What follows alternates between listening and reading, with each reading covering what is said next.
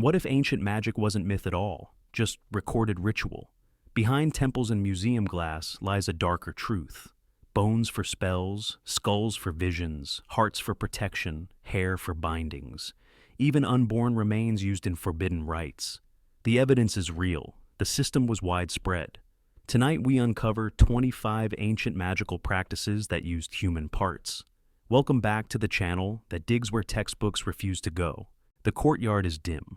Incense smoke coils upward in the still air, carrying the sharp scent of frankincense and myrrh that burns the nostrils and leaves an acrid taste on the tongue.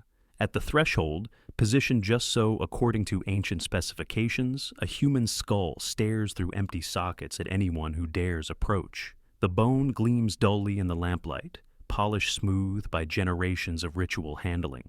The priest murmurs in Akkadian, words that have been dead for millennia, but once commanded the space between worlds. Shulutu ana shedi lemuti, banishment for evil spirits. The official story of Mesopotamia is familiar. Cuneiform writing that gave humanity its first literature.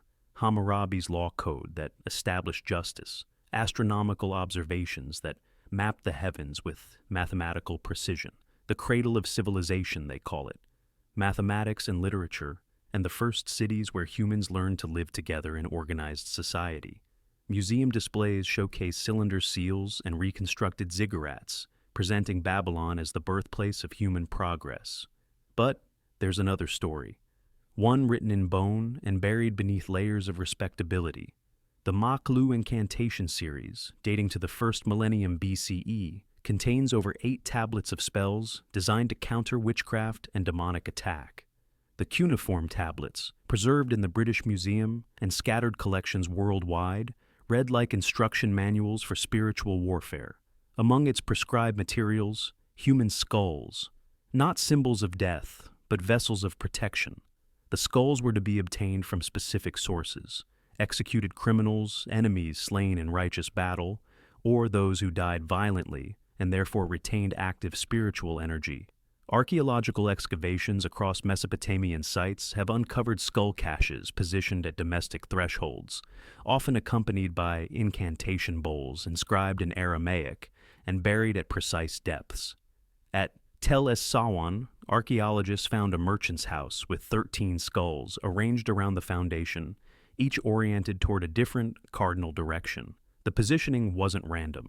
It followed geometric patterns described in ritual texts, creating a protective grid that encompassed the entire dwelling. The skulls weren't random trophies picked up from battlefields. They were carefully selected, cleaned with specific rituals, sometimes painted with red ochre that symbolized renewed life force, occasionally wrapped in linen cloth that had touched the living body of the homeowner. Priests wore ceremonial robes of bleached linen that carried the lingering scents of myrrh and cedar oil used in purification ceremonies. The rituals took place at night, during the liminal hours when the boundary between worlds grew thin and spiritual forces moved more freely through the physical realm.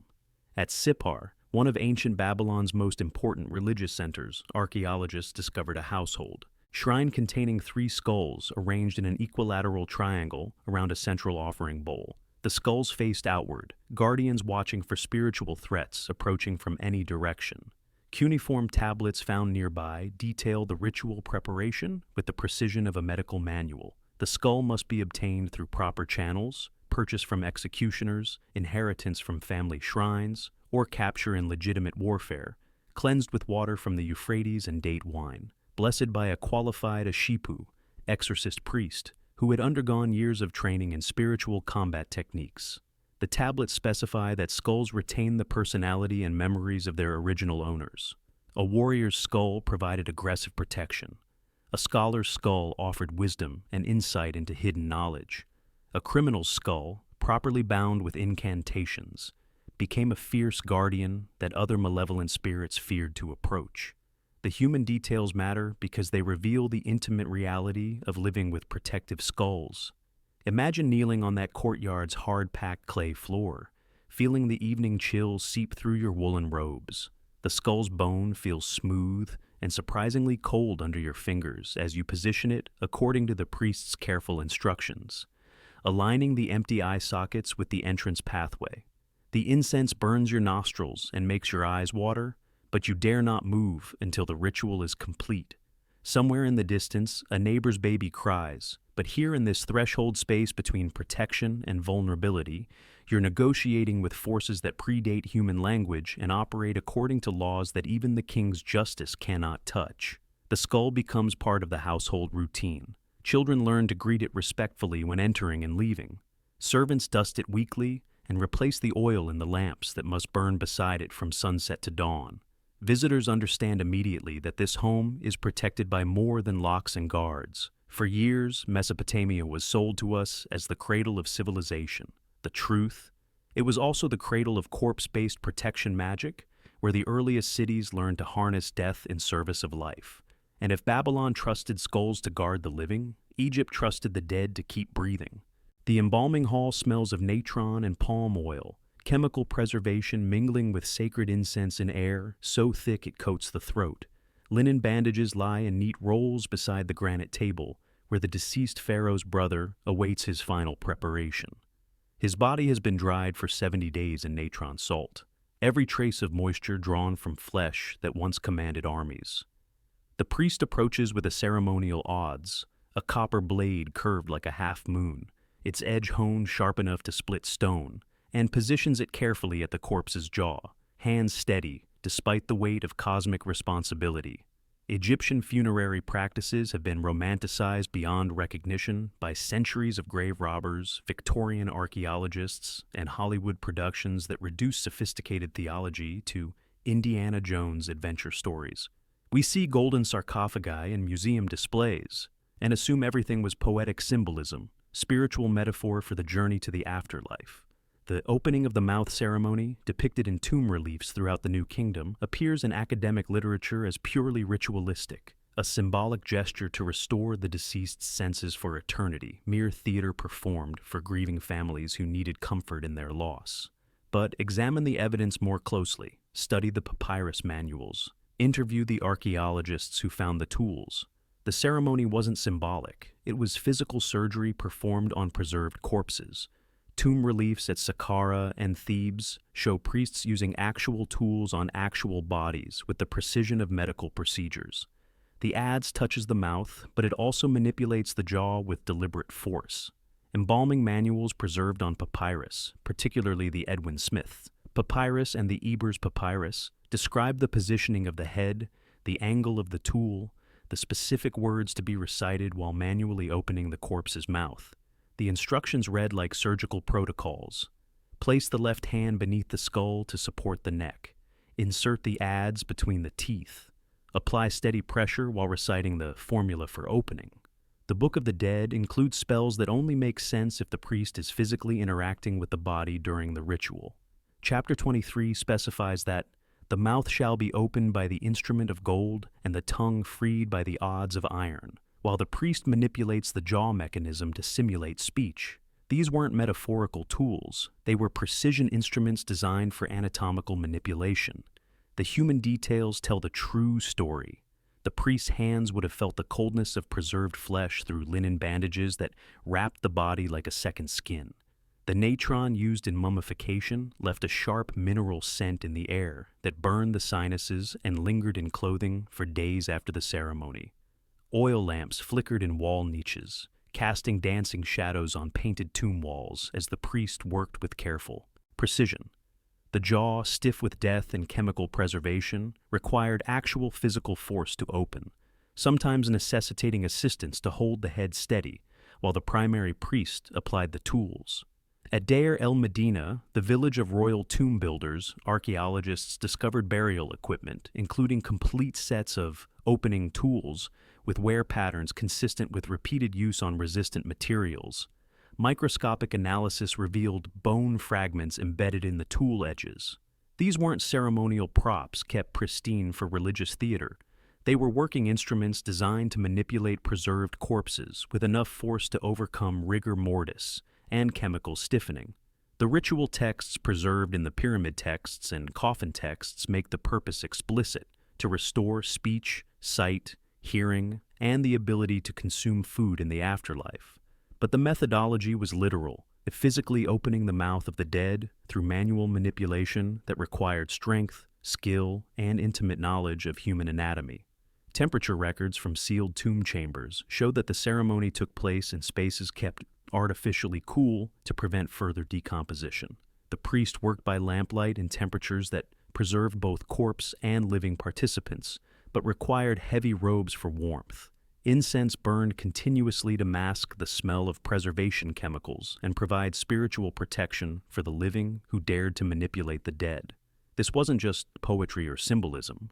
It was neurosurgery performed on a corpse to restore function in the afterlife. Ancient Egypt's attempt to reverse death through direct physical intervention.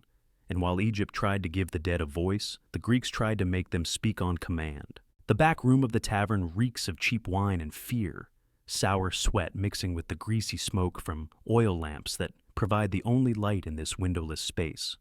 By the guttering flame that casts dancing shadows on cracked plaster walls, a woman scratches words into a thin sheet of lead with a bronze stylus worn smooth by years of use. Her lover has betrayed her for another, a younger woman with a dowry that makes forgiveness impossible. The law offers no recourse for broken hearts or stolen affection. But the dead can be recruited for purposes the living cannot accomplish. Greece gave us Socrates and Sophocles, marble temples that caught sunlight like captured divinity, and democratic ideals that promise justice through reason rather than force.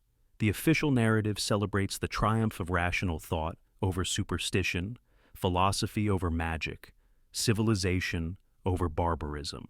University courses present classical Athens as humanity's first experiment in enlightened governance. Museum exhibits showcase red figure pottery and reconstructed Parthenon friezes that emphasize art, literature, and intellectual achievement. But beneath the Athenian agora, where Socrates taught and Pericles spoke, archaeologists have uncovered a different story written in lead and bone, evidence of a shadow economy based on supernatural revenge and spiritual coercion. Desecrations, curse tablets, represent one of antiquity's most personal and widespread forms of magic. Over 1,500 have been excavated from sites across the Mediterranean, each one scratched with names, specific grievances, and detailed requests for supernatural intervention. The tablets were folded with precise geometric patterns, nailed shut with iron nails that bound the curse to its target, and buried in strategic locations or dropped into sacred wells and graves where they could make contact with spiritual enforcers. What made these curses particularly powerful was their deliberate proximity to human remains. The logic was sympathetic magic elevated to systematic theology.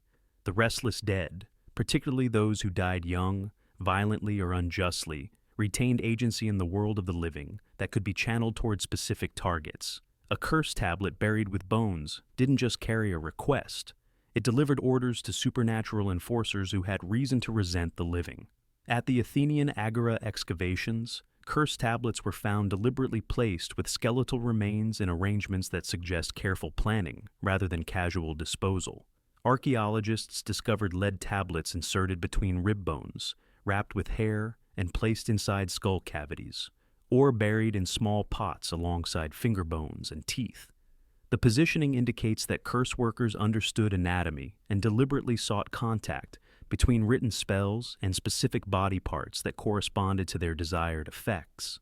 The tablets themselves reveal intensely personal grudges, expressed with startling specificity. I bind the tongue of Dionysios the prosecutor, that he may not speak against me in court, and may his arguments turn to ash in his mouth. Let Theodoros' shop fail, and his customers flee, and his wife leave him as he left mine, and may his children know shame. Bind the hands of Alexandros the charioteer, that his reins tangle and his horses stumble, and may he know defeat as I have known betrayal. The handwriting is often cramped and urgent, the work of people writing by flickering lamplight in secret places, scratching desperate appeals into lead sheets with whatever sharp tools they could find. Spelling errors and grammatical mistakes suggest that many curse workers were not professionally literate, but driven by emotional desperation to attempt written magic. The human element is unavoidable when you study the tablets closely. Picture the betrayed woman in the tavern's back room, her fingers stained black with lead dust, carefully folding the tablet while whispering her ex-lover's name like a prayer. The lead sheet cuts her thumb as she works, and she lets the blood fall onto the writing, because blood carries life force that empowers the curse. Later that night, she carries the folded tablet through dark streets to the cemetery outside the city walls, feeling for loose earth above a recent grave, pushing the tablet down into soil that still smells of death, where it can find the bones below and recruit an ally in her campaign for supernatural justice. The dead became unwilling accomplices in the petty revenge fantasies of the living, conscripted into spiritual warfare by people who had exhausted legal remedies and turned to darker alternatives. And Rome, as always, saw a good idea and weaponized it. The perfume bedroom in the Subura district is all silk and shadows, expensive fabric that cost more than most Romans earned in a year, draped artfully to create intimate spaces within marble walls. She kneels beside the bed where her lover sleeps, bronze scissors glinting like captured starlight in moonbeams streaming through the window's expensive glass. The scissors are sharp enough to cut silk, sharp enough to slice through hair without disturbing the sleeper beneath.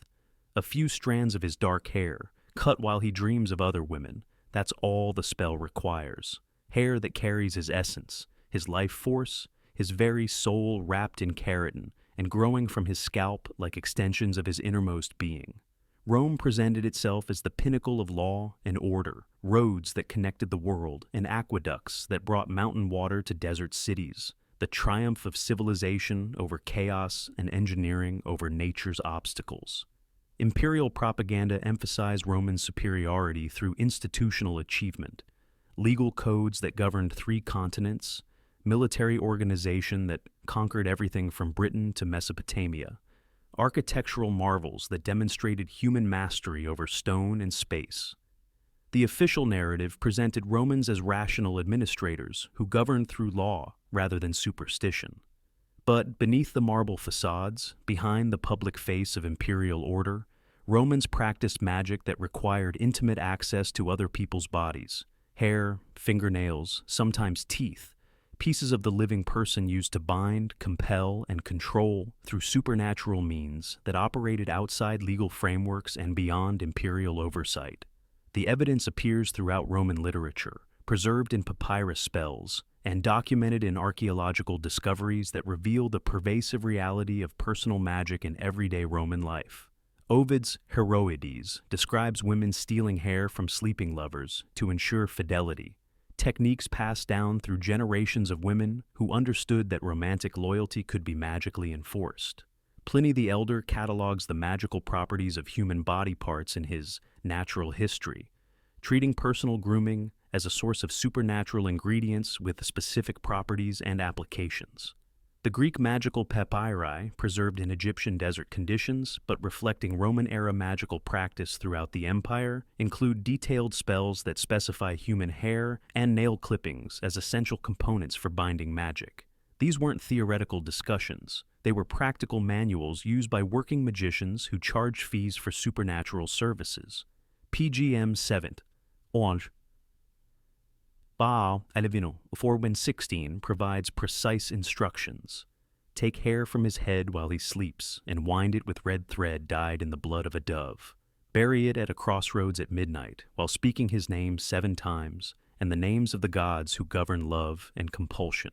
The spell promises absolute, romantic control. The target will be unable to think of anyone else, will lose interest in food and sleep, will be driven by supernatural compulsion to seek out the spellcaster and declare undying love. The human details reveal the intimate nature of this magic and the social relationships it required. Servants were often recruited to sweep nail clippings from their master's grooming tables, collecting the debris of daily hygiene routines for later magical use. Lovers would secretly cut hair while their partners slept, working by moonlight to avoid detection, timing their theft to coincide with deep sleep cycles when movement wouldn't wake the victim. The stolen pieces were wrapped in linen that had been blessed by priests, sealed in wax that contained herbs and minerals chosen for sympathetic properties, or buried in small ceramic pots outside the city walls where they could work their magic without interference from urban spiritual pollution.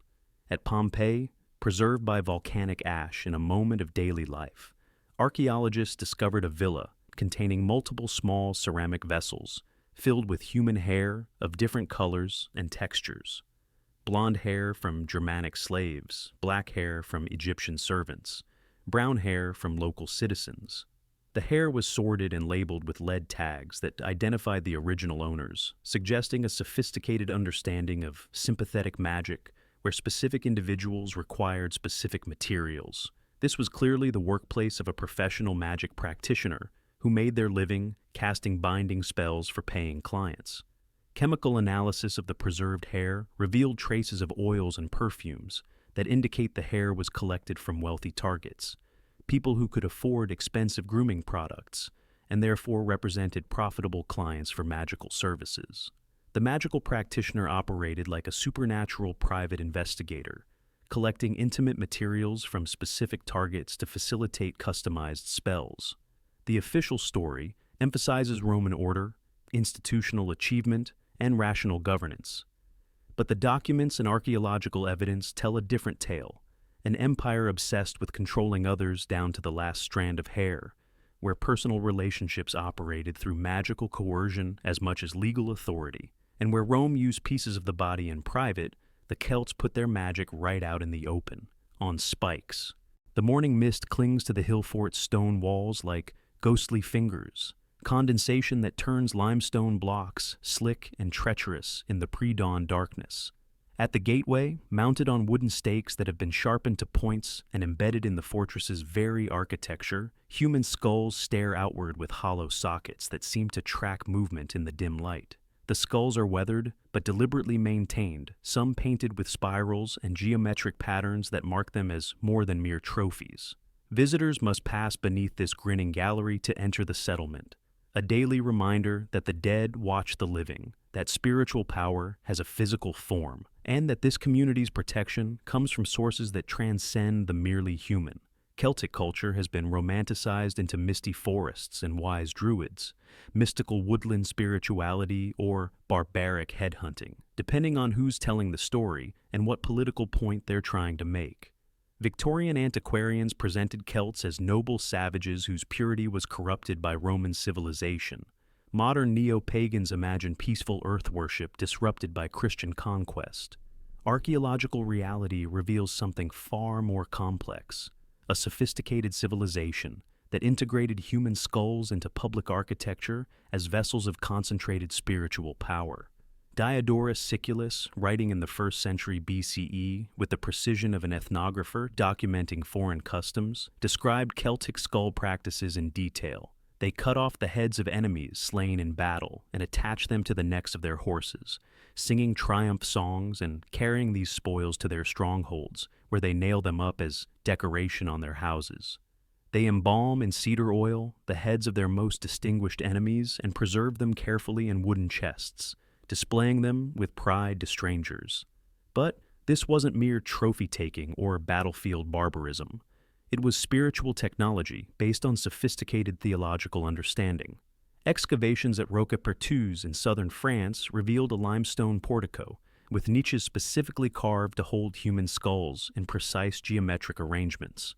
The skulls weren't randomly placed, they were positioned to face outward toward potential threats, protecting the sacred space within through supernatural vigilance that never slept. The architecture demonstrates that skull shrine construction required skilled stonemasons working from detailed plans that integrated spiritual requirements with structural engineering. Similar skull shrines have been discovered at Entremont and Glanum in Provence, suggesting a widespread architectural tradition that extended across Celtic territories for several centuries. At Entremont, archaeologists found a sanctuary containing 15 skulls arranged in 3 rows of 5, each skull positioned in an individual niche carved to accommodate specific head shapes and sizes. The uniformity of presentation suggests standardized ritual requirements rather than ad hoc trophy display. The skulls at these sites show specific preparation marks that indicate sophisticated preservation techniques. Cut marks on cervical vertebrae demonstrate clean decapitation performed with sharp iron blades. Drill holes in temporal bones suggest mounting systems that allowed skulls to be displayed and removed as needed. Many skulls show evidence of long-term curation, repairs, retouching of painted decorations, replacement of deteriorated mounting hardware. These weren't fresh battlefield trophies rotting in the weather. They were carefully maintained spiritual artifacts that required ongoing ritual attention. Chemical analysis reveals that many skulls were treated with preservative substances, tree resins from alpine forests, salt from Atlantic coastal deposits, oils extracted from sacred plants. The preservation process was expensive and time-consuming, indicating that skull maintenance represented significant community investment in spiritual infrastructure. The human experience of living with skull shrines would have been psychologically profound. Warriors walking through the gates would feel the weight of ancestral or captured power, watching their every move, judging their courage and worthiness with the unblinking attention of the dead. Children would grow up under the constant gaze of skulls, learning that spiritual authority had a physical form and that protection came from forces more enduring than human strength. The skulls would weather and age with the seasons, becoming part of the landscape itself while retaining their supernatural potency. Archaeological evidence suggests that different skulls served different functions within the shrine system. Enemy heads provided aggressive protection against military threats. Ancestral skulls offered wisdom and guidance for community decisions. The skulls of sacrificial victims, individuals who had died willingly to serve the community, functioned as permanent intermediaries between human and divine realms. To the Celts, the head wasn't merely a trophy or symbol, it was a spiritual battery, a reservoir of life force, consciousness, and supernatural power that could be tapped for protection, wisdom, and magical energy long after physical death. The skull shrines represented sophisticated theological engineering, architectural systems designed to harness death in service of life. By now, the pattern is emerging across the earliest civilizations. Human remains weren't taboo objects to be hidden away in cemeteries and forgotten. They were tools, instruments of protection, resurrection, prophecy, and power. And this was only the beginning of humanity's relationship with the practical applications of death. The Shang court falls silent as the diviner approaches the brazier, his silk robes rustling in the tense atmosphere that precedes divine communication. In his weathered hands, he holds the shoulder blade of an ox, its surface already marked with carefully carved questions about the coming harvest and the king's health. But beside him on the lacquered table lie other bones, smaller, more precious, including femurs that once belonged to captured enemies from the Zhou territories, and a skull fragment from a defeated general whose wisdom the king wishes to consult. The fire crackles with aromatic wood, sandalwood and pine that costs more than most subjects earn in a lifetime. The bone goes into the flames, and in the sharp crack that echoes through the chamber like breaking pottery, the ancestors speak with voices of fire and fracture. Oracle bones are typically described in academic literature as the earliest form of Chinese writing. Specimens of ancient literacy preserved behind museum glass and studied for their calligraphic evolution rather than their supernatural function. Textbooks present them as evidence of China's early development of systematic record-keeping, the foundation of a bureaucratic tradition that would govern the world's largest population for millennia. The bones are displayed as cultural artifacts, divorced from their original purpose as communication devices designed to pierce the veil between worlds. But the Shang dynasty's approach to divination involved more than the cattle scapulae and turtle plastrons that fill museum collections. Archaeological evidence from Anyang, the last Shang capital, suggests that human bones, particularly from prisoners of war, sacrificial victims, and executed criminals, were occasionally used alongside animal remains in the most critical rituals.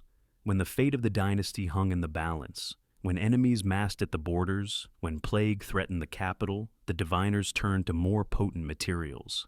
The process was methodical, refined through centuries of supernatural experimentation. Questions about warfare, agricultural cycles, or royal succession were carved into the bone's surface before heating, using bronze styluses that left precise characters readable by firelight. The bone was then suspended over specially prepared flames, not ordinary cooking fires, but braziers fed with specific woods chosen for their spiritual properties. Cedar from sacred groves, bamboo harvested during particular moon phases, sometimes aromatic resins imported from tribute territories hundreds of miles away. The diviner would position the bone at precise angles, controlling heat exposure with the expertise of a metal worker tempering bronze. Too much heat would create random stress patterns meaningless for divination. Too little would fail to generate the thermal cracks through which ancestral voices could speak. The process required years of training to master, understanding bone density, grain, patterns, optimal heating temperatures, and the spiritual significance of crack formations. Excavations at Anyang have yielded over 150,000 oracle bone fragments from the royal archives, but fewer than 50 show clear evidence of human origin. These rare specimens were prepared differently from animal bones, often polished to mirror-bright surfaces and marked with red cinnabar pigment that enhanced their spiritual conductivity. The questions inscribed on human bones reflected their elevated status, critical decisions about dynastic warfare, succession crises that threatened the cosmic order, supernatural threats to the royal lineage that required consultation with the most powerful spiritual authorities. Chemical analysis of residues found in Shang ritual chambers reveals traces of human bone ash mixed with other substances, turtle shell powder, ground jade, precious metals, creating complex preparations used in the most sensitive divination ceremonies. The human bone fragments weren't simply burned for cracks. They were processed into spiritual compounds that enhanced the diviner's connection to otherworldly intelligence. The human element of the ritual cannot be ignored when reconstructing the psychological atmosphere of Shang court divination. The diviner would have felt the bone's weight and texture, knowing its human origin, understanding that he held in his hands the preserved remains of someone who had once possessed consciousness, memory, fears, and desires. Court officials gathered in absolute silence, understanding that the crack echoing through the chamber carried more than sound. It carried the voice of the dead, speaking through fire and stress, delivering divine intelligence through the systematic destruction of human remains. Temperature records preserved in Shang ritual texts indicate that divination ceremonies took place in controlled environments, where brazier heat, room temperature, and seasonal conditions were carefully monitored. The bones were heated to specific temperatures, around 300 degrees Celsius, hot enough to create thermal stress, but not so hot as to carbonize the bone beyond recognition. The precision required suggests that Shang diviners possessed sophisticated understanding of materials, science applied to supernatural communication. This was not just one culture's curiosity about the future. Oracle bone divination represents humanity's earliest documented attempt to make the dead speak through systematic destruction of their remains, a technology of necromantic communication that treated human bones as receivers capable of channeling otherworldly intelligence into the realm of the living. But in the steppes, people started wearing human magic on their backs. Across the windswept steppes, where grass bends endlessly toward distant horizons, a rider adjusts his cloak against the morning chill that cuts through the thickest wool. The leather is supple, well tanned with methods passed down through generations of nomadic craftsmen, decorated with intricate stitching that tells the story of battles won and enemies defeated. But this isn't cattle hide or sheep wool processed in the familiar ways of settled peoples. According to Herodotus, whose ethnographic precision has proved reliable in documenting the customs of foreign peoples, this cloak is sewn from human skin. The preserved flesh of enemies, transformed into garments of power, identity, and supernatural protection. The Scythians emerge from historical accounts as master horsemen and fierce warriors, nomadic peoples who dominated the steppes from the 7th to 3rd centuries BCE, with military technologies that terrified settled civilizations from China to Greece. But Herodotus's detailed descriptions in his histories suggest practices that go beyond conventional warfare into ritualized transformation of human remains, systematic processing of defeated enemies that serve spiritual as well as practical purposes. They make drinking cups of the skulls and use the scalps as napkins, Herodotus reports with the matter-of-fact tone of an anthropologist documenting foreign customs. More striking still, the scythe is wont to drink the blood of the first man he overcomes in battle. Those whom he slays in fight, he beheads, and bearing off the heads to the king. He receives a share of the spoil, but the head wins none.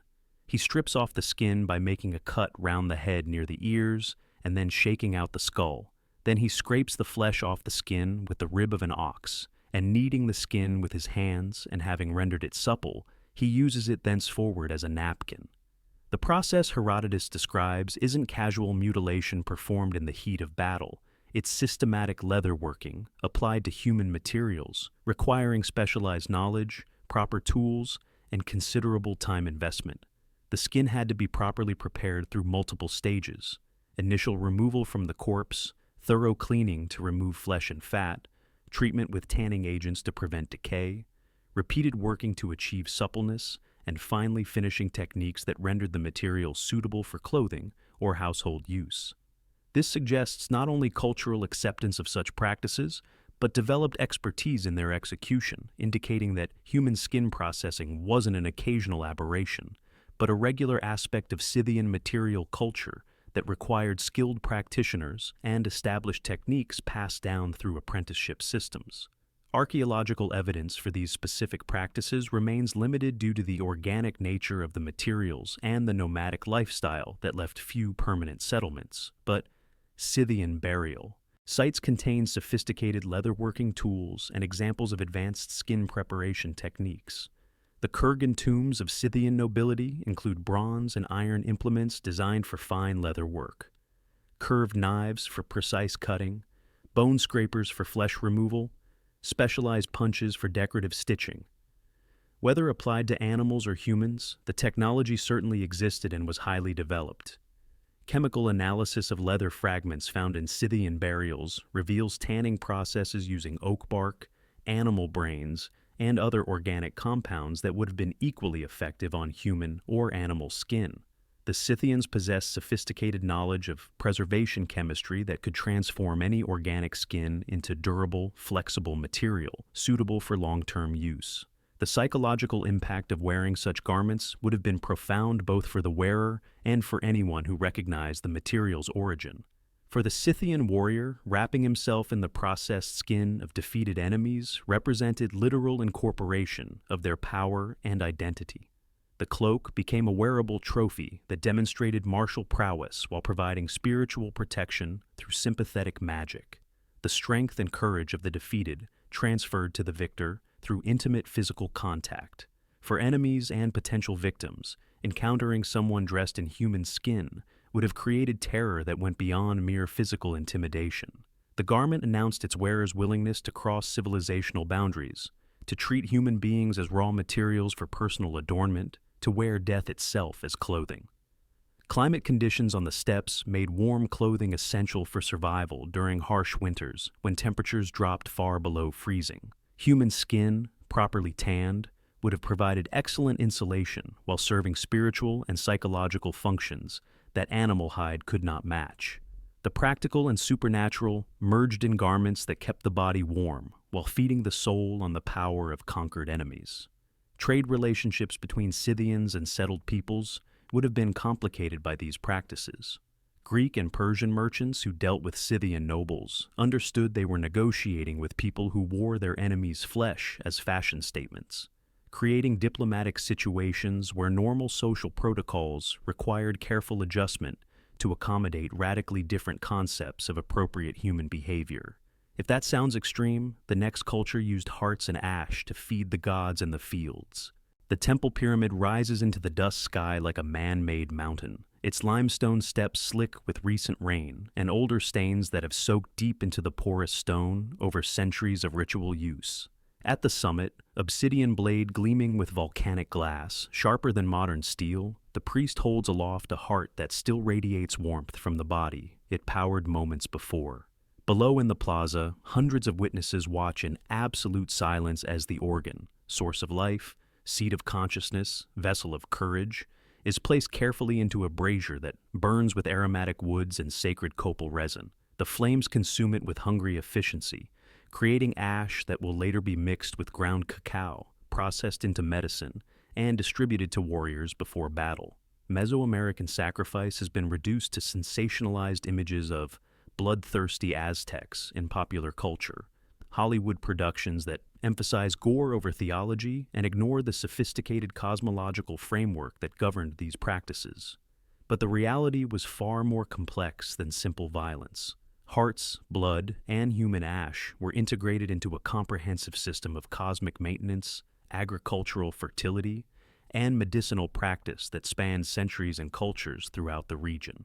The Codex Borgia, a pre-Columbian manuscript that survived Spanish destruction through careful concealment, depicts hearts being collected in specific vessels and processed in ways that suggest systematic use rather than casual disposal. The images show priests following precise protocols for organ removal, handling, and preparation that indicate standardized procedures developed through centuries of practice.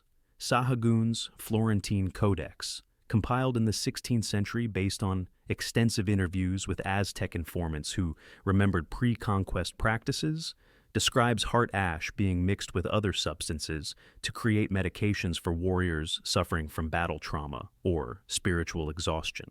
The preparations weren't crude folk remedies, but sophisticated pharmaceutical compounds that combined human tissue with plant medicines according to detailed recipes. Archaeological evidence from sites throughout Mesoamerica supports the systematic processing of human remains for ritual and medicinal purposes. Excavations at Templo Mayor in Tenochtitlan revealed bone deposits showing clear patterns of defleshing, burning, and ash collection in specialized ceramic vessels designed for the purpose. The bones weren't randomly discarded, they were processed through organized systems that treated human remains as valuable raw materials. Chemical analysis of residues found in ritual vessels from multiple Mesoamerican sites shows traces of human tissue mixed with cacao, amaranth, chili peppers, and other sacred substances.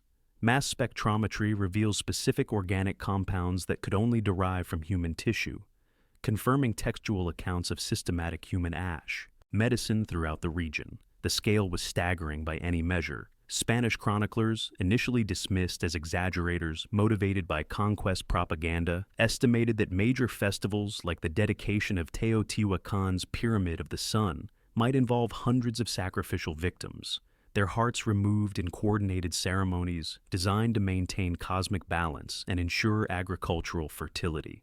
But the hearts weren't simply offered to the gods. They were processed through elaborate systems that treated human organs as pharmaceutical ingredients. The priests understood anatomy with surgical precision, working with obsidian blades sharper than modern scalpels to extract the heart intact, while the victim remained conscious long enough for the organ to be removed while still beating.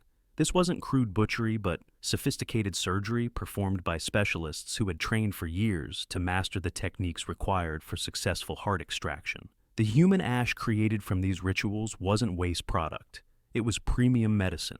Warriors consumed it before battle, believing it transferred the courage and fighting spirit of the sacrificed victims directly into their own bodies. Pregnant women received smaller, carefully measured doses to ensure healthy births and transfer spiritual protection to unborn children. Farmers mixed it into seed corn to guarantee successful harvests through supernatural fertility enhancement. The processing itself followed strict protocols developed through generations of ritual experimentation. Hearts were burned on astronomically significant days, using particular types of wood that enhanced the ash's spiritual properties. Copal resin was added to create sacred smoke that carried prayers to the gods, while jade fragments were sometimes included in the burning to amplify the heart's supernatural power through sympathetic magic. The resulting ash was stored in specially consecrated vessels, often elaborate ceramic containers decorated with images of Mictlantecutli, the death god who governed the transformation of life into power. These storage vessels were kept in temple complexes and distributed according to strict hierarchies that regulated access to human ash medicine. Archaeological analysis of these vessels reveals traces of human tissue mixed with other organic compounds in the complex preparations that varied by region and intended purpose. Warrior medicine contained more aggressive ingredients like jaguar blood and venomous snake venom, while healing preparations for women and children included milder substances like honey, vanilla, and flower essences. The impossible statistic that reveals the true scale. At Teotihuacan, archaeological surveys using ground-penetrating radar suggest that over 10,000 individuals may have been sacrificed during the temple's major construction phases. Their processed remains integrated into the structure itself as spiritual reinforcement for the massive monument. At this point, we've seen skulls in walls, hearts on altars, hair and binding charms, and now hearts turned into cosmic currency that powered both gods and medicine. Far to the north, skulls weren't just displayed as trophies. They were turned into drinking cups for accessing supernatural knowledge. Winter grips the longhouse with iron cold that seeps through timber walls and makes the hearth fire seem small and insufficient. Outside, wind howls through bare trees that creak and groan, like the voices of the dead, but inside the hall glows warm with firelight that casts dancing shadows on carved wooden posts. The Jarl raises a polished cup to his lips, not carved from wood or hammered from precious metal, but fashioned from the skull of a berserker who died in glorious battle against the Danes. The ale tastes of honey and herbs, bitter hops mixing with sacred mushrooms, but more importantly, it carries the fury and foresight of the warrior who once wore this bone as flesh. With each sip, the boundary between living and dead grows thinner, until the Jarl's consciousness expands beyond the limitations of mortal perception. Norse culture lives in popular imagination through sanitized sagas and Hollywood Vikings, romanticized portrayals that emphasize adventure over the darker aspects of Northern European spirituality. But the literary sources contain persistent references to skull cups used in specific ritual contexts, vessels that weren't casual drinking implements, but sophisticated tools for accessing the supernatural knowledge and battle fury of the deceased. The Ynglinga Saga, part of the comprehensive historical work compiled by Snorri Sturluson, mentions An, a Swedish king, drinking from the skull of his sacrificed son to gain prophetic dreams that would reveal the future of his kingdom. The practice appears throughout the saga literature, always connected to divination, oath-taking ceremonies, or the deliberate transfer of spiritual power from dead warriors to living leaders who needed access to otherworldly knowledge. Archaeological evidence for skull cups exists, but remains contested due to the organic nature of most Norse drinking vessels and the challenges of definitively identifying modification techniques on preserved bone fragments. However, several carved skulls have been discovered in Scandinavian burial sites, showing tool marks consistent with deliberate modification for use as drinking vessels rather than simple trophy display. The most famous example is the Sigtuna skull cup, discovered in Sweden and dated to the Viking Age through radiocarbon analysis, which shows careful craftsmanship in its conversion from bone to functional vessel. The skull's interior has been smoothed and polished, the rim shaped for comfortable drinking, and silver wire has been inlaid around the edge in decorative patterns that indicate significant investment in creating a permanent ritual implement. The preparation would have required considerable skill and specialized knowledge. The skull had to be thoroughly cleaned to remove all traces of flesh and brain tissue, the interior smoothed to eliminate rough surfaces that would make drinking difficult, and the rim carefully shaped to provide a comfortable drinking edge. Some examples show silver or bronze inlays around the rim, suggesting these weren't crude battlefield trophies, but carefully crafted ritual implements created by skilled artisans. Chemical analysis of residues found inside preserved skull cups reveals traces of alcoholic beverages mixed with psychoactive substances. Mass spectrometry has identified compounds consistent with fermented honey mead, ale made from barley and hops, and various plant additives including mushrooms, herbs, and other substances known to induce altered states of consciousness. The human experience of drinking from a skull cup would have been psychologically intense beyond modern comprehension. The weight and texture of bone differs markedly from wood or metal, heavier than expected, with a distinctive feel that constantly reminds the user of its origin. The psychological impact of knowing you're drinking from the head of a dead warrior would have heightened the ritual's significance and enhanced the likelihood of achieving the altered consciousness states that Norse spirituality associated with divine communication. Norse cosmology emphasized the thin boundary between life and death, the permeable barrier between Midgard, the world of the living, and the various realms of the dead. Skull cups made that boundary physically tangible, providing direct contact between the living participant and the deceased warrior, whose essence was believed to inhabit the bone vessel. The saga accounts suggest these cups were used specifically for gaining wisdom or foresight from the dead, particularly before battles or major political decisions that required supernatural guidance. The ritual wasn't simple drinking, but complex ceremony that might involve fasting, purification rites, and consumption of psychoactive substances designed to facilitate communication with otherworldly intelligence. The drinker didn't just consume ale or mead, they consumed the essence of the deceased warrior, hoping to gain temporary access to knowledge available only to those who had crossed into the realm of the dead and returned with wisdom unavailable to purely mortal consciousness.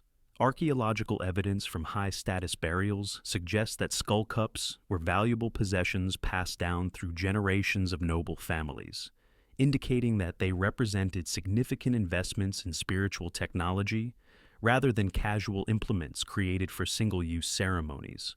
Meanwhile, back along the Nile, even hair carried a supernatural charge that could protect or destroy.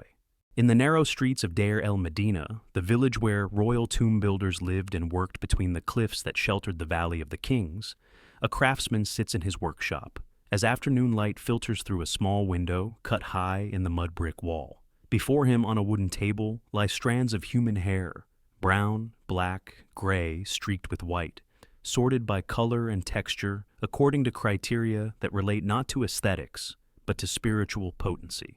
His weathered fingers move with practiced precision, developed through decades of specialized work, braiding the hair into small amulets that will protect their wearers from spiritual attack, illness, and misfortune.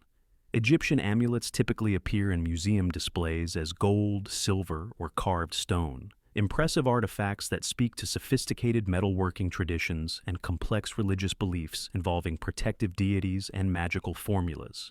But excavations at worker villages and middle-class burial sites reveal another tradition that has received less scholarly attention: protective amulets woven from human hair, particularly the hair of deceased family members whose spiritual power could be harnessed for ongoing protection of the living. The practice had deep roots in Egyptian magical theory that treated the human body as a collection of spiritually charged substances. Hair, like fingernails and blood, was believed to retain the life force of its original owner even after death, maintaining a connection that could be exploited through proper ritual procedures.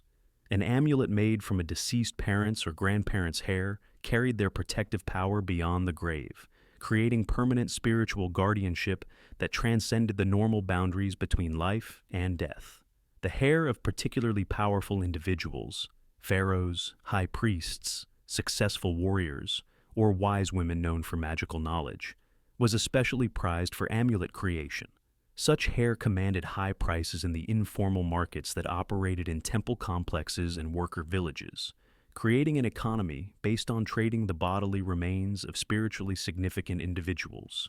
Archaeological evidence from Deir el-Medina includes several tombs containing hair-based amulets discovered in their original positions on mummified bodies. The hair was typically braided into specific patterns that corresponded to different protective functions, sometimes incorporated with small beads made from precious stones, or wrapped with linen thread that had been blessed by temple priests. Chemical analysis confirms the human origin of the hair and reveals preservation methods designed to maintain its spiritual potency against decay. Mass spectrometry analysis of hair amulets found in Middle Kingdom burials shows evidence of treatment with natron salt, cedar oil, and other preservative substances that would have prevented deterioration, while maintaining the hair's connection to its original owner's life force. The preservation process was sophisticated enough to maintain cellular structure in hair samples over 3,000 years old. The human elements of this practice were necessarily intimate and emotionally complex. Families would cut and preserve hair from dying relatives during final illness, storing it in specially consecrated containers until needed for magical purposes. The cutting itself required precise timing. The hair had to be removed while the person still lived, but after their spiritual power had begun concentrating for the transition to death. The braiding process became a form of ritual performance that connected living family members to deceased relatives through physical manipulation of their preserved remains. Women typically performed this work, gathering by oil lamp light in domestic spaces while chanting protective formulas that activated the hair's supernatural properties. Papyrus documents from the New Kingdom, particularly magical texts preserved in private archives, describe proper methods for preparing hair amulets in elaborate detail. The hair must be cut before death using bronze knives blessed by priests, cleaned with natron solution and scented oils, blessed during specific lunar phases when the boundary between worlds was most permeable, and braided according to geometric patterns that corresponded to different types of protection. The finished amulets were worn against the skin, where they could provide continuous spiritual protection through direct contact with the living person's body. Medical papyri describe hair amulets as treatments for various ailments, from fever and infection to supernatural attacks by hostile spirits or malevolent sorcerers. One particularly striking example from a 20th dynasty tomb contained a hair amulet braided with strands from 3 generations of women in the same family, grandmother, mother, and daughter, creating a protective link that spanned both the living and the dead, while maintaining feminine lineage power across generational boundaries. The amulets were often buried with their owners to provide protection during the dangerous journey through the underworld, but they were also inherited by living family members who continued wearing them as permanent protection against spiritual threats that might target the family line. And if hair was powerful at the end of life, birth itself became a magical resource that Romans harvested for household protection. The midwife moves quietly through the Roman villa's marble corridors, her soft leather sandals making no sound on polished floors inlaid with intricate mosaics depicting scenes of abundance and fertility. A small bundle wrapped in clean linen cradles against her chest. Not the newborn who rests safely with his mother in the birthing chamber, but the placenta that nourished him through 9 months of development. The birth was successful, a healthy son for the senator's wife, an heir to continue the family line and inherit vast estates. But the midwife's work isn't finished. She carries the afterbirth toward the threshold, where it will be buried according to customs that predate Rome itself, ensuring the child's protection and the household's continued prosperity. Roman domestic life has been sanitized by history, reduced to sanitized images of togas and dinner parties, family values and civic virtue that present the empire as a triumph of rational administration over superstitious chaos. But Pliny the Elder's Natural History, the most comprehensive encyclopedia of Roman knowledge, reveals a different reality. Roman households practiced systematic magic using the biological byproducts of birth, death, and daily life. Placenta burial wasn't casual medical waste disposal. It was ritual placement performed according to specific protocols that treated the organ as a spiritual anchor, connecting the newborn to household protective forces. Pliny describes detailed locations and methods that vary according to the family's particular needs and circumstances. Under the threshold for general protection against hostile spirits, beside the hearth for prosperity and abundance, in the garden for fertility that would extend to crops and livestock. The placenta was believed to maintain a lifelong spiritual connection with the child it had nourished, making its proper ritual treatment essential for the child's ongoing well-being, health, and prosperity. This wasn't metaphorical belief, but practical magic that treated biological processes as supernatural technologies requiring careful management. Archaeological evidence from Roman villa sites includes numerous small burial pits positioned near thresholds, hearths, and garden areas containing organic remains consistent with placenta deposition. The pits often include additional offerings, bronze coins, small ceramic vessels, sometimes animal bones or precious stones, suggesting elaborate ritual procedures around the burial itself rather than simple disposal. Chemical analysis of soil samples from these burial sites reveals elevated levels of organic compounds consistent with decomposed placental tissue, often mixed with other substances like wine, olive oil, and aromatic herbs that would have been used in the burial ritual.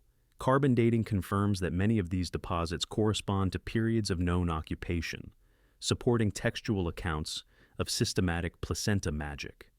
The practice crossed all social boundaries in Roman society.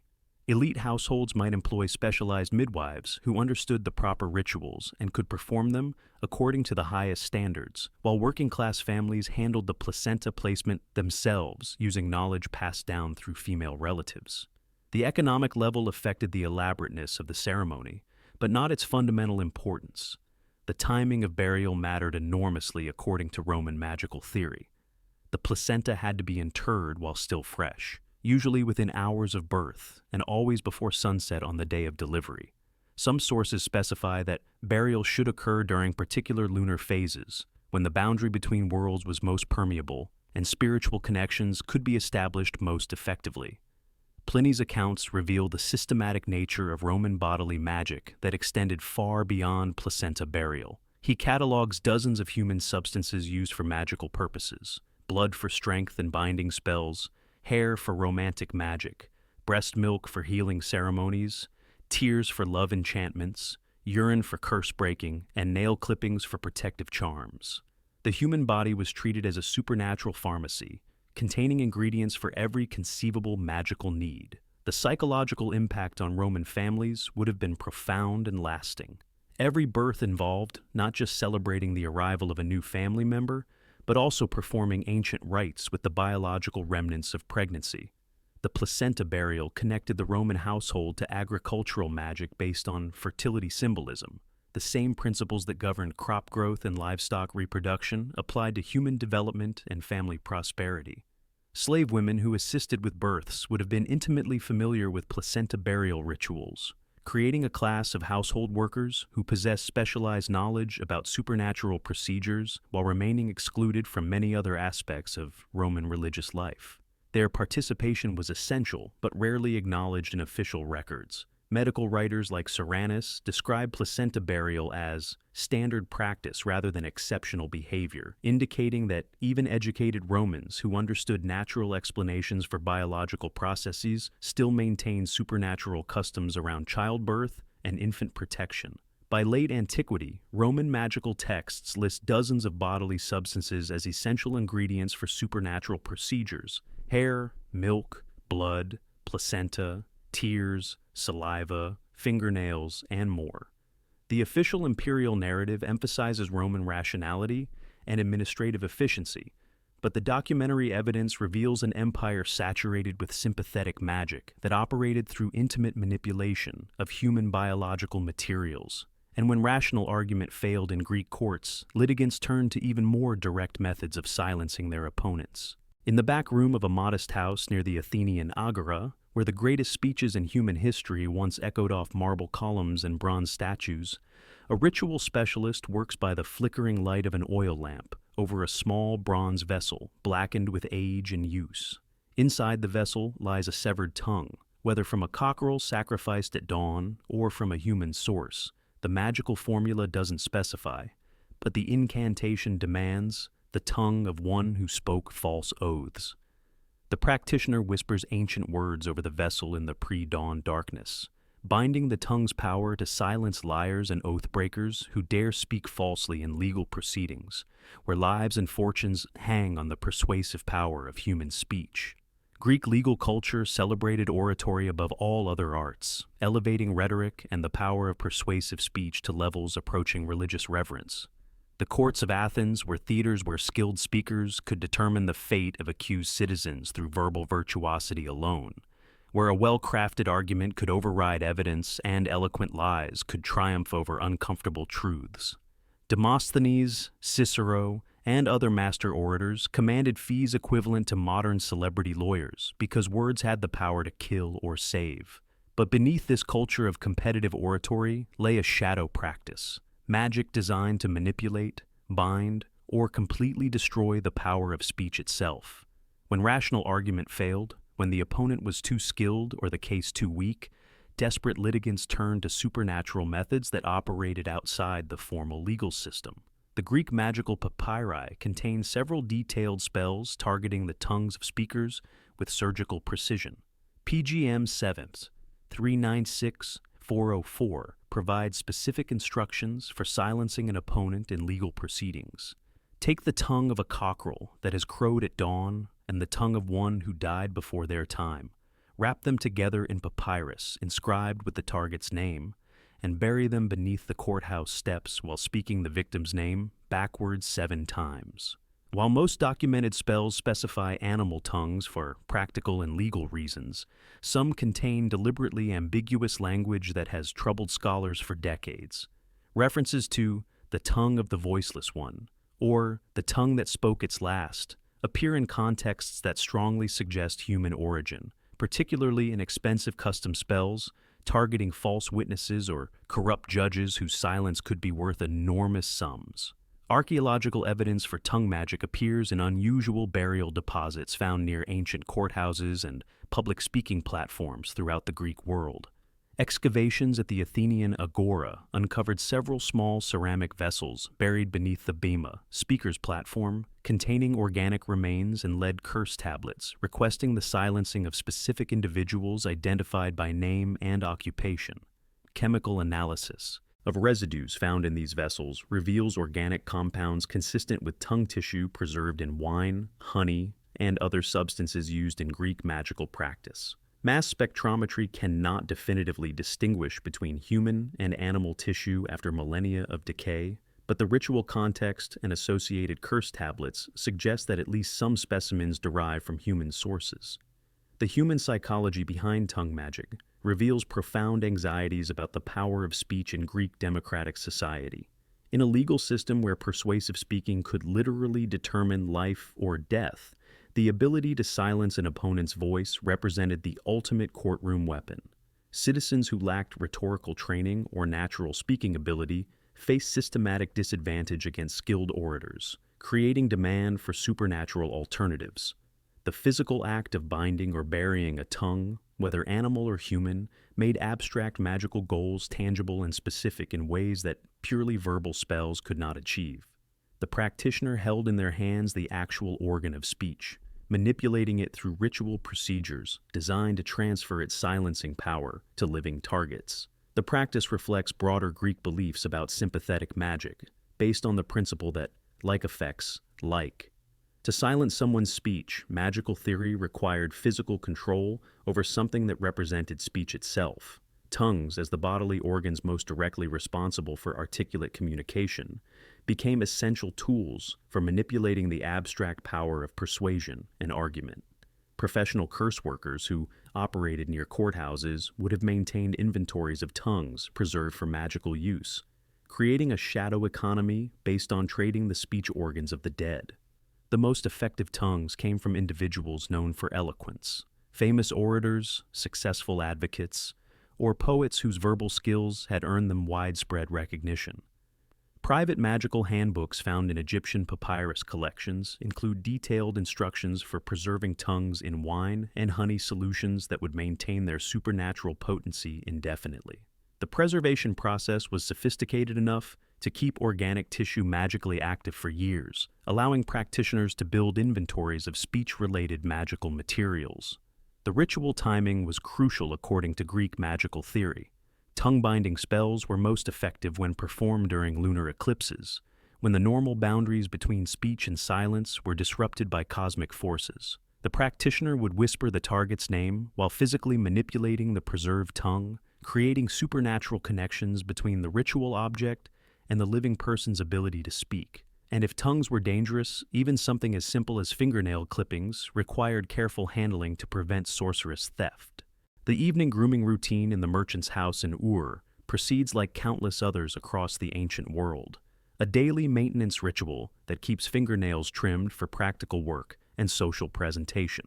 But when the bronze knife trims away excess nail growth with precision honed through years of practice, the clippings don't fall carelessly to the clay floor to be swept away with other household debris.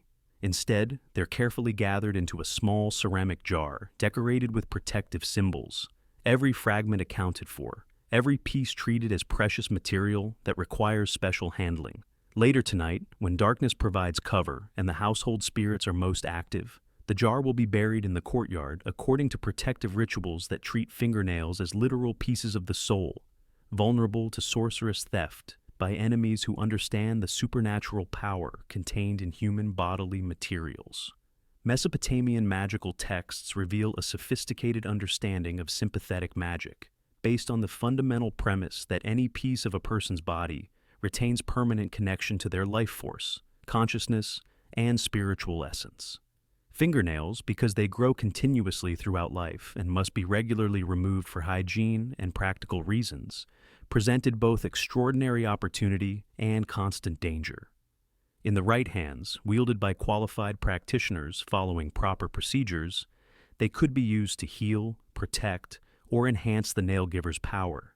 In the wrong hands, possessed by malevolent sorcerers or personal enemies, they became weapons of supernatural attack capable of destroying health, sanity, and life itself. The Akkadian text series Shurpu, Burning, a comprehensive manual for protective rituals against sorcery and spiritual attack, contains specific defensive procedures for disposing of bodily materials to prevent their theft and misuse by malevolent practitioners. Tablet 2 includes detailed instructions for the proper burial of fingernail clippings that read like military protocols for handling dangerous materials. Let the man gather the clippings of his nails with careful attention. Let him place them in a vessel of clay blessed by the priest. Let him bury them in a secret place where the foot of man does not tread, where the eye of the enemy cannot see. Archaeological evidence from Mesopotamian domestic sites throughout the region includes numerous small burial pits containing ceramic vessels with organic remains that resist easy explanation through conventional archaeological interpretation. Chemical analysis of several such deposits confirms the presence of keratin, the protein found in human hair and fingernails, supporting textual accounts of systematic burial practices for bodily materials that were too dangerous to discard casually. The ritual procedures weren't merely preventative measures designed to block potential magical attack.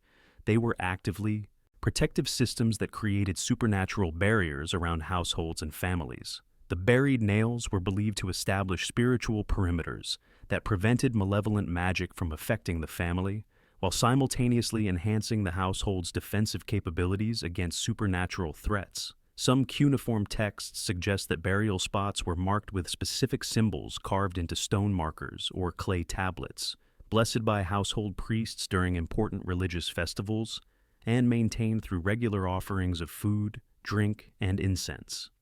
The nail burial sites became permanent installations that required ongoing ritual attention to maintain their protective effectiveness.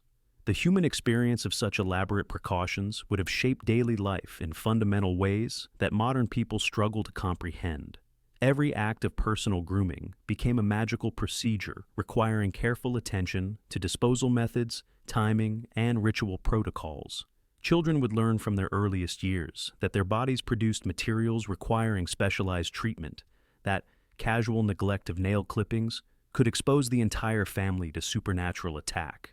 Parents would teach their children to save every nail fragment, to account for every piece trimmed during grooming sessions, and to understand that enemies might search through household refuse looking for discarded bodily materials that could be stolen for sorcerous purposes.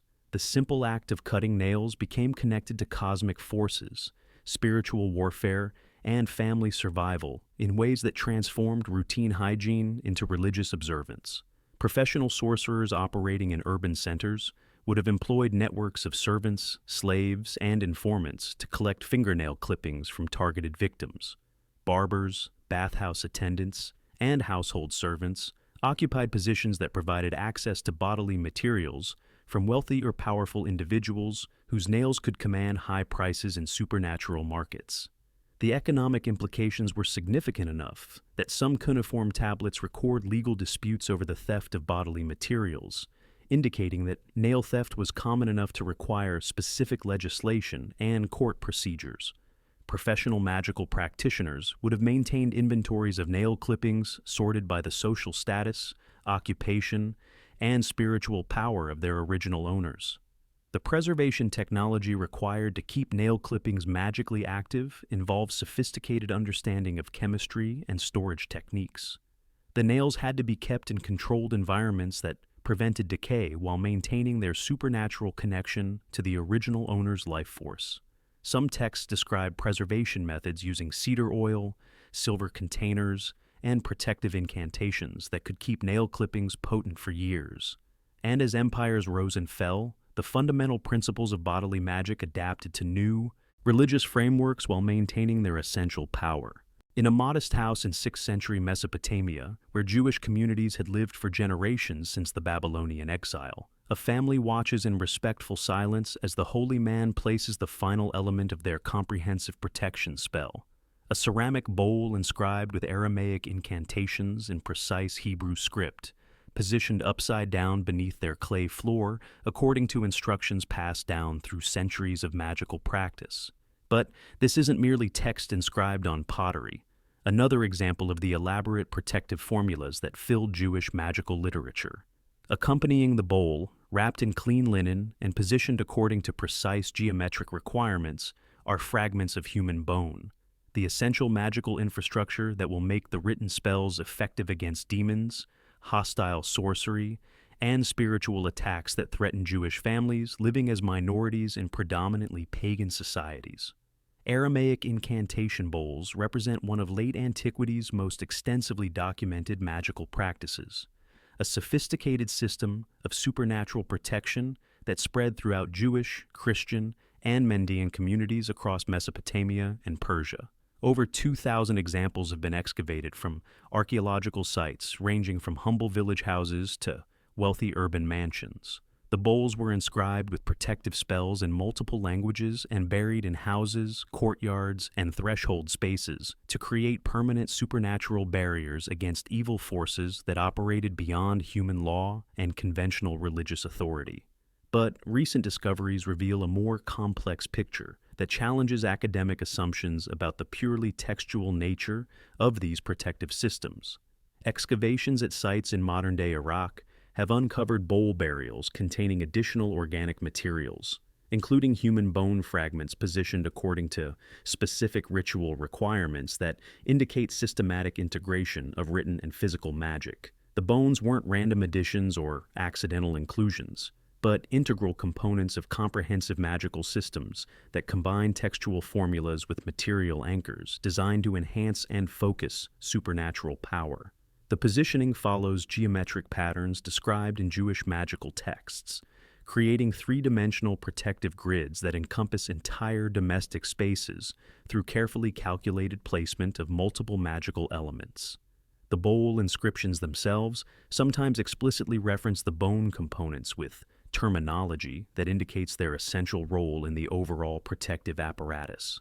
A 7th century bowl from Nippur reads in translation, "By the merit of the bones of the righteous, by the power of the written name, by the authority of Moses and Aaron, let this house be sealed against all harm that flies by night or creeps by day."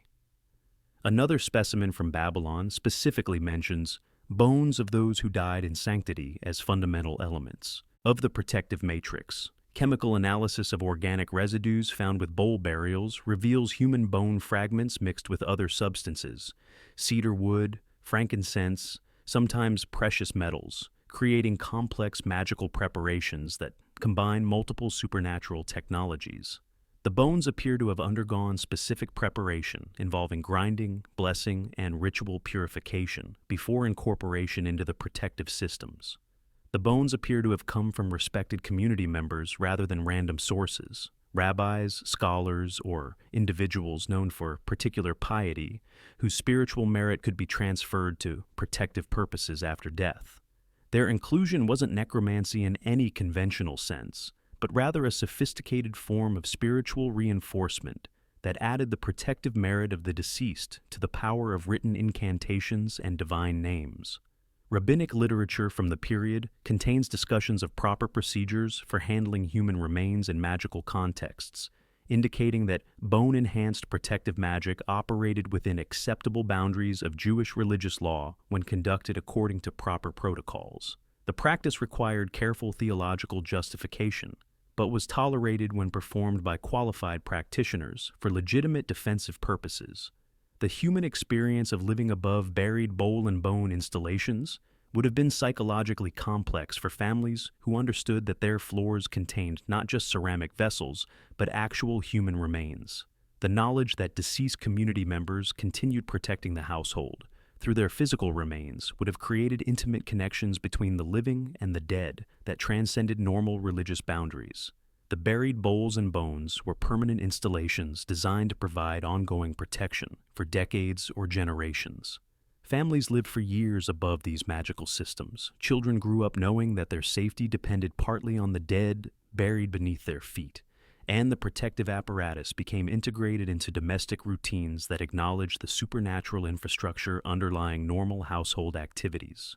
Archaeological evidence suggests that bowl and bone installations were expensive enough to represent significant family investments, indicating that human bone enhancement was reserved for the most serious protective needs, rather than routine magical procedures. The cost would have included fees for qualified practitioners, expensive ceramic vessels, rare incantation texts, and payments to families who provided bones from deceased relatives. By this point in history, we've seen skulls in walls, hearts on altars, hair in charms, bones under floors, and now ceramic bowls binding whatever supernatural threat slipped through other protective systems. And as new religions spread across ancient territories, the fundamental magical principles adapted to changing theological frameworks while the bones remained essential. In a small desert village outside Damascus, as the call to prayer echoes across the settlement, from the newly built mosque's modest minaret, an elderly woman carefully wraps a sheep's shoulder blade, inscribed with Quranic verses in elegant Arabic calligraphy. The bone bears Ayah al-Kursi, the throne verse, copied in precise script by the village's most learned imam, who understands both religious law and the practical needs of his community. But hidden beneath the acceptable animal bone, tucked away from the imam's notice in a second layer of linen wrapping, lies a smaller fragment, human bone inscribed with protective formulas that predate Islam by centuries, ancient knowledge that has survived the rise and fall of empires. The new religion has spread across the region with remarkable speed, but the old knowledge of bone magic adapts and persists, incorporating sacred Quranic text while maintaining essential methodologies that connect the living to supernatural protection through the transformed remains of the dead.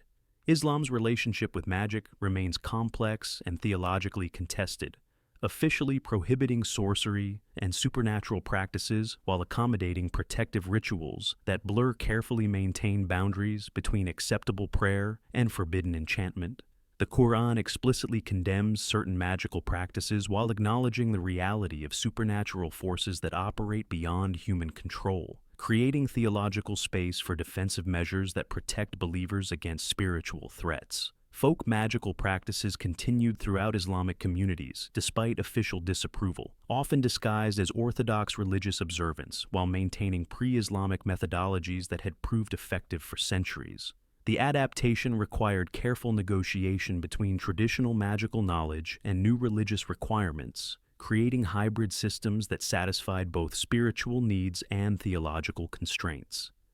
Documents preserved in the Cairo Geniza, a repository of medieval manuscripts from a synagogue that also contained Islamic magical texts, include several examples of protective bone inscriptions that demonstrate the persistence of ancient magical traditions within Islamic contexts. These fragments show Quranic verses or the 99 names of God inscribed on bone materials, sometimes explicitly identified as human in origin, despite religious prohibitions against handling human remains for magical purposes. One particularly striking document describes a protective ritual for merchants undertaking dangerous caravan journeys.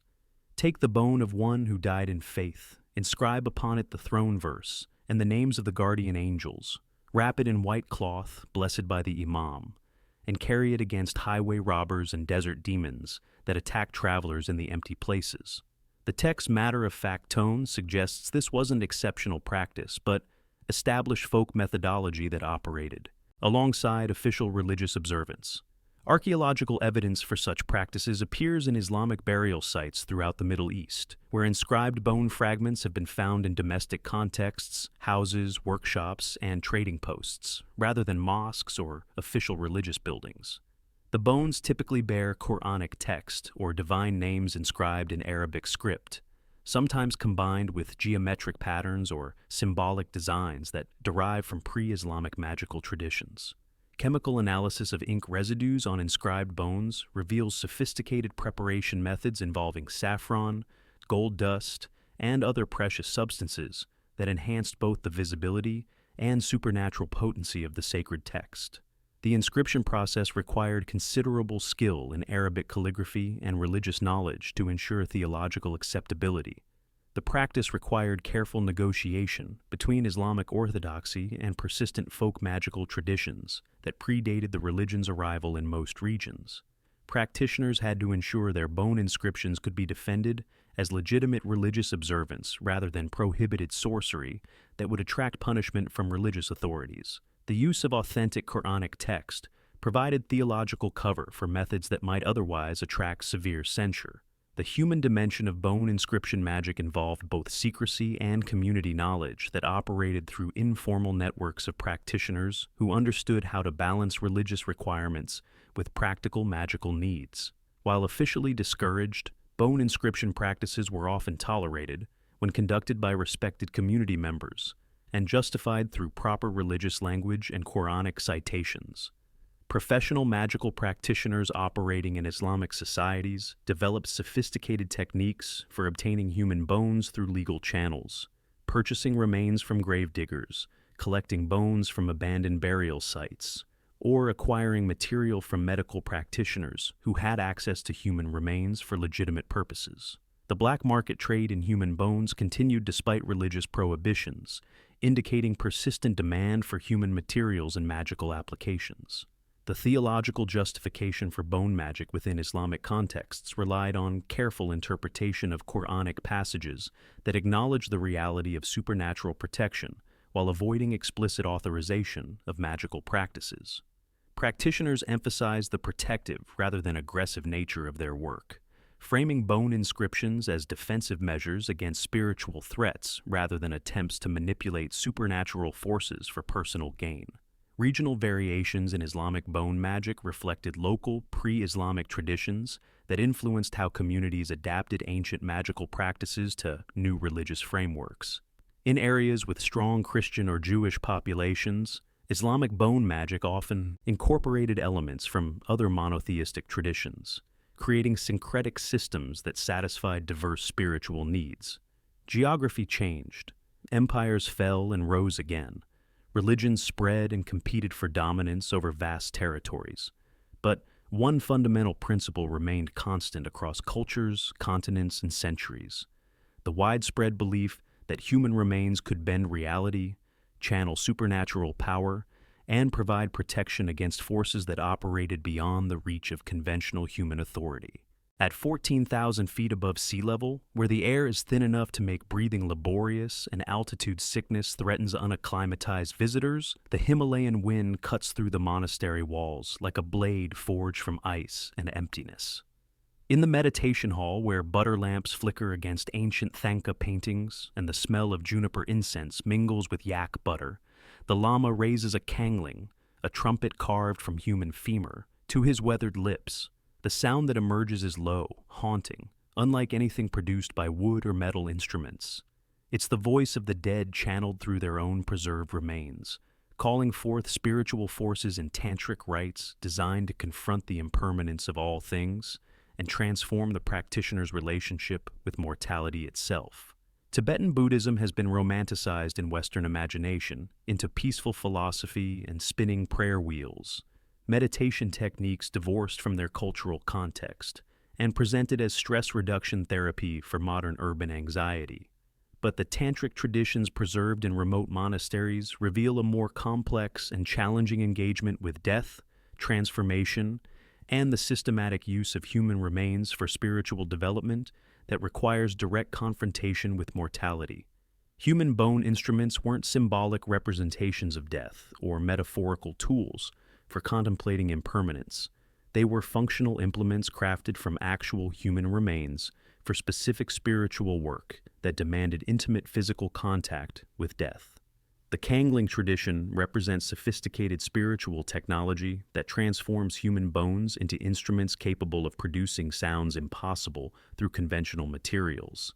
The Kangling, or bone trumpet, was traditionally crafted from the femur of a deceased practitioner who had willingly donated their body for religious purposes, understanding that their bones would continue serving the Dharma long after their consciousness had departed. The preparation required specific expertise passed down through generations of specialized craftsmen.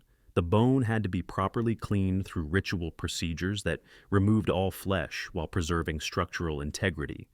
carefully hollowed to create resonating chambers, and precisely shaped to produce clear tonal qualities that could carry across mountain valleys. The finished instrument was often wrapped in brocade silk imported from distant valleys, decorated with silver fittings that cost more than most families earned in a year, and blessed through elaborate consecration ceremonies that activated its spiritual properties. Each kangling was unique, its sound determined by the specific bone from which it was carved, and the spiritual qualities of its original owner. Ritual manuals preserved in monastery libraries describe the kongling's use in chod practice, advanced meditation techniques involving the systematic visualization of one's own. Death and dismemberment. The practitioner would retreat to isolated locations, charnel grounds, remote caves, places associated with death and spiritual danger, and use the bone trumpet to call forth spiritual forces while mentally offering their body as food to demons and hungry ghosts that inhabited the liminal spaces between worlds. The sound of the instrument, literally human breath passing through human bone, made the meditation's themes of death and impermanence viscerally real rather than abstract philosophical concepts. The practitioner felt the vibrations of their own breath resonating through someone else's leg bone, creating an intimate physical connection with mortality that transcended intellectual understanding. Museum collections worldwide contain numerous authentic kangling, many with documented provenance showing their creation from the bones of specific lamas or advanced practitioners whose names and spiritual accomplishments were recorded for posterity. The Metropolitan Museum's Tibetan collection includes a 17th century kangling with intricate silver inlays and a Tibetan inscription identifying the donor as a monk named Lobsang Tenzin, who specifically requested that his femur be used for Dharma practice after his death. The human experience of playing a bone trumpet would have been psychologically intense beyond modern comprehension. The musician's breath passed through the hollow interior of someone else's leg bone, creating sound through the physical remains of a fellow practitioner who had once walked, meditated, and breathed just as the current player did. The instrument's weight, texture, and acoustical properties differed markedly from conventional musical instruments made from wood, metal, or animal materials. The bone's density created unique resonance patterns that produced overtones impossible with other materials. The player felt the bone's response to their breath, the way air pressure created vibrations that traveled through calcium structures that had once supported a living human being. The psychological impact was intentional. The instrument was designed to make death immediate and personal rather than distant and theoretical. Here, spiritual power wasn't symbolic or metaphorical. It was literally breath moving through bone, the living using the dead to create sounds that bridged the gap between worlds. But in Phoenician cities, the very foundations themselves were fed with human sacrifice. The construction of the new temple in Carthago Nova proceeds according to architectural plans that reach back across centuries to Tyre and Sidon, ancient patterns inherited from the homeland across the Mediterranean and refined through generations of colonial expansion. As workers dig the foundation trenches in the rocky soil near the harbor, the chief architect directs them to prepare special deposits at each corner, ceramic urns that will be sealed beneath the cornerstone before any worship can begin or any offerings can be made to the gods. Inside each urn, wrapped in finest linen and accompanied by gold amulets, lie the cremated remains of infants whose lives have been transformed into protective foundation magic. Phoenician civilization is typically remembered in academic literature for maritime trade networks that connected the ancient world, the invention of alphabetic writing that became the foundation of Western literacy, and commercial innovations that established Mediterranean trade routes. But archaeological evidence from sites across the Phoenician diaspora reveals a darker architectural tradition that has received less scholarly attention: the systematic inclusion of infant remains in major construction projects, particularly temples and public buildings that required supernatural protection. The Carthage Tophet excavations, conducted throughout the 20th century by international archaeological teams working under difficult political conditions, uncovered thousands of ceramic urns containing the cremated remains of infants and young children. While some scholars continue to debate whether these represent systematic sacrifice or the ritualized burial of naturally deceased infants, The archaeological context strongly suggests intentional killing connected to specific construction phases and religious festivals that demanded human offerings.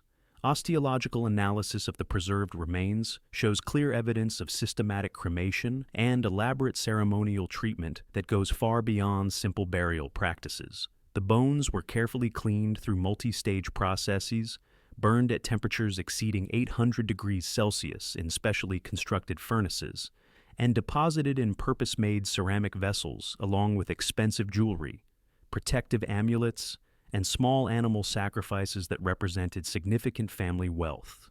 The urn burials weren't casual disposal of infant mortality, but elaborate ritual procedures that required substantial community investment in time, materials, and skilled labor. The ceramic vessels themselves were works of art, decorated with protective symbols and fired using advanced techniques that ensured long-term preservation of their contents. Classical sources provide disturbing confirmation of the archaeological evidence.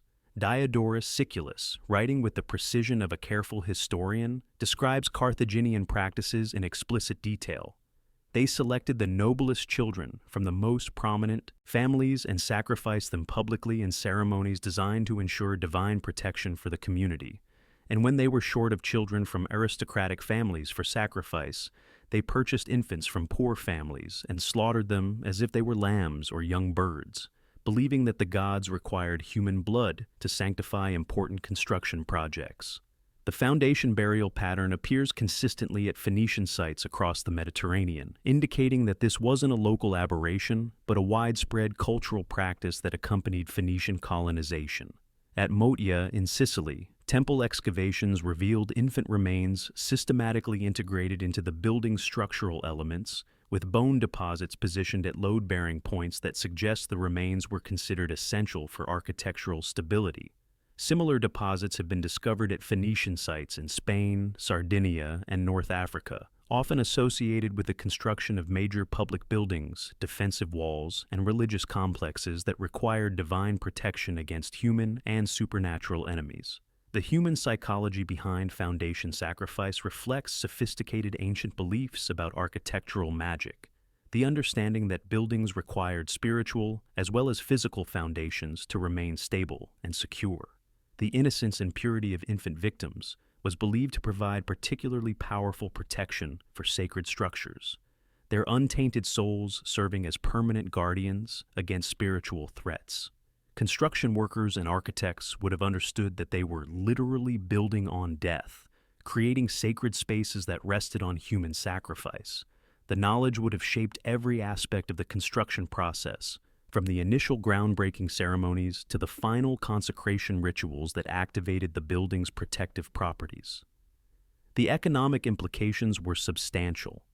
Each foundation burial represented the loss of a potential future citizen, worker, or warrior, indicating that Phoenician communities considered the spiritual protection worth the demographic cost. The practice continued for centuries, suggesting that communities believed the magical benefits justified the ongoing sacrifice of their children. And where infants guarded stone foundations, the Greeks used entire corpses to guard the boundary between life and death. The stone steps descend into absolute darkness that seems to swallow the feeble light of oil lamps, leading deeper underground than any natural cave formation would extend. Pilgrims seeking knowledge of the future or desperate contact with deceased relatives follow the hooded guide through passages that smell of decay, burning incense, and something else, something organic and unsettling that suggests long-term human habitation in places where the living aren't meant to dwell. At the bottom, in a carefully constructed vaulted room beside the underground river Acheron, mythical boundary between life and death made tangible through engineering, they will encounter something that isn't metaphor or theatrical illusion. Actual human remains arranged according to precise ritual requirements to facilitate genuine communication with the dead. The Necromantean near Ephyra in northwestern Greece was described in ancient sources as a place where the living could speak directly with deceased spirits, receiving prophecies, warnings, and advice from beyond the grave. Modern archaeological investigation has revealed a complex underground installation with specialized architecture designed specifically for necromantic rituals. and mounting evidence suggesting that the presence of human remains was integral to the consultation process rather than merely atmospheric decoration. Excavations conducted between 1958 and 1977 by the Greek Archaeological Service uncovered a sophisticated multi-level underground complex with deliberately engineered acoustic properties, specialized chambers for ritual preparation, and a central consultation room where the primary necromantic activities took place. Chemical analysis of soil samples from the consultation chamber revealed elevated concentrations of organic compounds consistent with human decomposition, indicating long-term presence of corpses in the ritual space. The ancient sources describe the consultation process in remarkable detail. Pausanias, writing in the 2nd century CE, with the precision of an experienced travel writer, explains that consultants underwent days of intensive preparation, ritualized fasting that weakened their grip on ordinary consciousness, consumption of specific foods that altered mental states, and sleeping in chambers adjacent to burial sites where the proximity to death prepared them for contact with deceased spirits. Only after this psychological conditioning were consultants permitted to descend to the central consultation chamber, where they would attempt to contact specific deceased individuals through rituals that involved direct interaction with actual corpses in various stages of decomposition. Archaeological evidence strongly supports these historical accounts. The excavated complex includes specialized storage chambers containing bone deposits arranged according to apparent ritual requirements, preparation areas equipped with drainage systems designed for handling bodilies, fluids, and sophisticated ventilation shafts engineered to manage the overwhelming smells of decomposition while maintaining the chamber's spiritual atmosphere. The architecture wasn't metaphorical or symbolic. It was pragmatically engineered for actual necromantic work that required the physical presence of human remains. The drainage systems could handle the fluids that leak from decomposing bodies. The ventilation maintained air quality while preserving the sensory environment that psychological preparation required. The storage chambers kept corpses accessible while preventing contamination of preparation areas. The human experience would have been psychologically overwhelming by any modern standard. After days of fasting and deliberate psychological destabilization, consultants descended into underground chambers filled with the unmistakable smell of human death. The weight of stone and earth overhead, the sound of underground water flowing through channels carved from living rock, the knowledge that human remains surrounded them in the darkness, all combined to create an environment where contact with the dead seemed not just possible, but inevitable. Ancient accounts suggest that the necromantic consultations were remarkably successful at producing meaningful results, whether through sophisticated psychological manipulation, carefully administered hallucinogenic substances, or actual supernatural contact. Participants regularly reported detailed conversations with deceased relatives, receiving specific advice, accurate prophecies, and warning about future dangers that proved to be correct. The necromantian operated for centuries, attracting visitors from across the Greek world who made expensive journeys to consult with the dead. The consultation fees were substantial enough to support a large staff and maintain the complex underground facility, indicating that enough people found the experience valuable to sustain a permanent necromantic institution. If Greece tried to make the dead speak through elaborate rituals, Egypt developed sophisticated techniques to make their own hearts shut up during divine judgment. In the dim chamber where mummification reaches its final and most critical stages, the chief embalmer holds a heart scarab, a carefully carved stone beetle inscribed with hieroglyphic text that pleads directly with the heart itself in language that borders on legal argumentation. The inscription is simultaneously prayer and command, desperate negotiation with the organ that could determine eternal fate.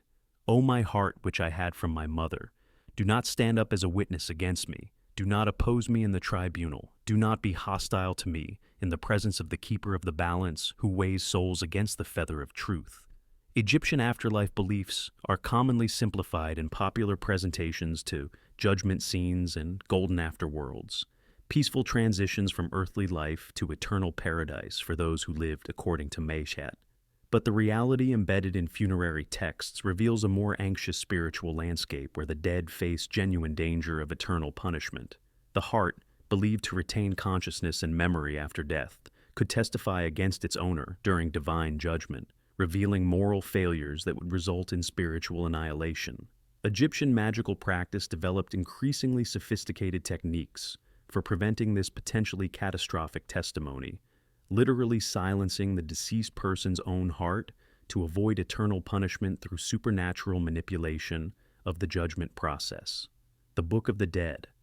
Chapter 30b contains explicit instructions for heart magic that read like legal briefs designed to influence cosmic court proceedings.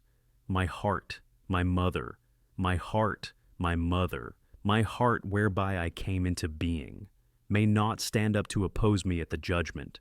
May there be no opposition against me in the presence of the chiefs who put men in bonds. But the spell wasn't merely recited during funeral ceremonies. It required direct physical intervention in the mummification process.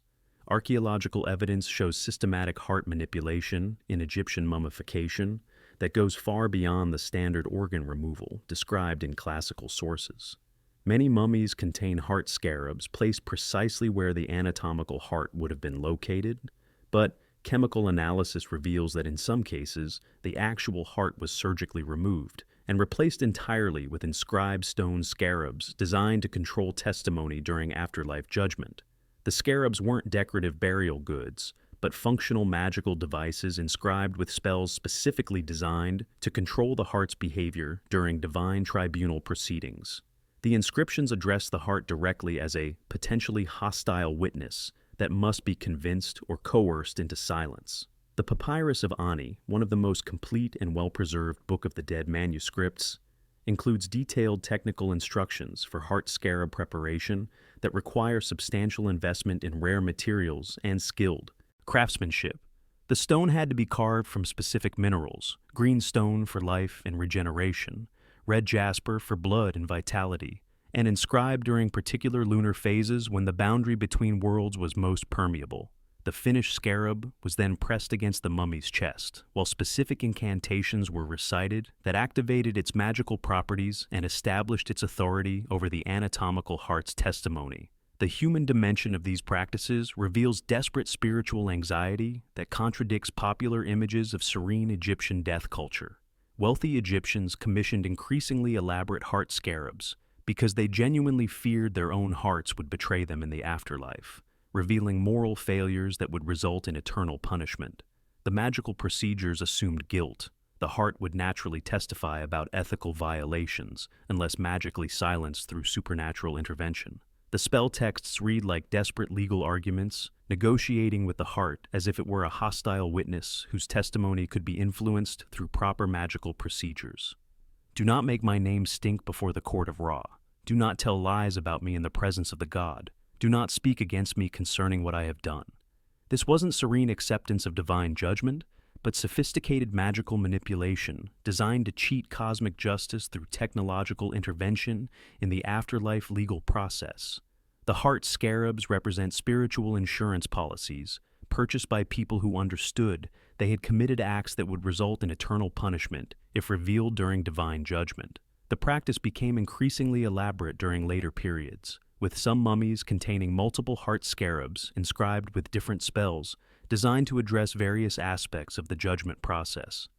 The scarabs were expensive enough that their presence indicates substantial family wealth, invested in magical protection against afterlife punishment. Meanwhile, in Roman houses scattered across the empire, the dead were literally underfoot in domestic arrangements that normalized child sacrifice.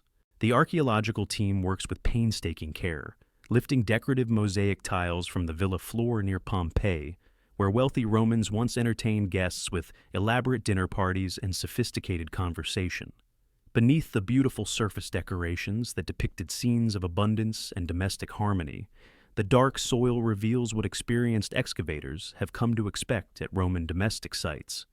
Tiny human skeletons, carefully positioned beneath architectural thresholds, hearth areas, and room corners according to patterns that suggest systematic planning rather than casual disposal. These aren't tragic burials of beloved children or emergency disposal of plague victims. The deliberate placement patterns, the associated grave goods, and the architectural integration leave no doubt.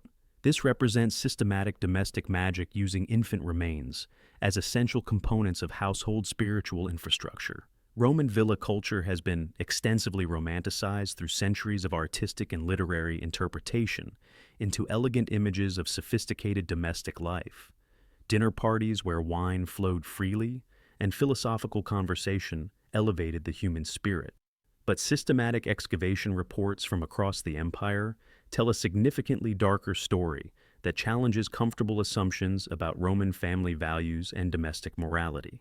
Infant skeletons appear beneath floors at Roman sites throughout the empire, with statistical frequency that strongly suggests intentional placement rather than coincidental burial patterns. The practice transcended geographical boundaries, appearing at villa sites in Britain, Gaul, Germany, North Africa, and the Italian peninsula itself, indicating empire-wide cultural acceptance of infant sacrifice for domestic magical purposes. At the Hambledon Villa in Roman Britain, excavations revealed 97 infant skeletons buried beneath the structure, in patterns that show clear evidence of ritual planning. Many of the remains were discovered in specific architectural contexts, beneath doorway thresholds, around central hearths, in room corners where walls met at right angles. The positioning follows geometric patterns consistent with magical practices designed to create protective grids that encompassed entire domestic spaces. Similar discoveries at villa sites throughout the Roman world demonstrate the widespread nature of the practice. The Eudon Villa, also in Britain, contained 35 infant burials integrated into the building's foundation. Villa sites in Italy, Gaul, and North Africa show comparable patterns, with infant remains consistently appearing in architectural contexts that suggest magical rather than purely burial purposes.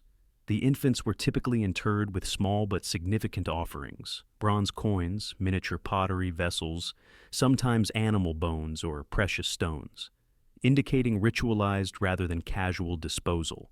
The grave goods represent genuine economic investment in the burial process, suggesting that families considered infant sacrifice worth substantial financial expenditure. Pliny the Elder's Natural History provides explicit textual context for understanding these archaeological discoveries. His comprehensive catalog of domestic magic includes specific references to infant burial practices that treat child sacrifice as routine household management. The feet of an infant, used as we have described, are kept as charms against spells and hostile magic. He also mentions threshold protection rituals involving blood of the innocent, and household protection ceremonies requiring materials from those who have not yet learned to speak. The skeletal evidence demonstrates that these weren't natural deaths or stillbirths that were conveniently incorporated into existing burial customs. Osteological analysis reveals that many of the infants were full-term at death, and some skeletal remains show evidence of trauma consistent with deliberate killing. The positioning beneath specific architectural features, thresholds that controlled entry and exit, corners where spiritual forces concentrated, central hearths that provided warmth and light, follows patterns entirely consistent with foundation magic and household protection. Rituals described in Roman magical texts. The human experience of living in houses constructed on infant sacrifice would have been psychologically complex beyond modern comprehension. Roman families walked daily over floors that contained human remains, understanding that their domestic spaces were literally built on death.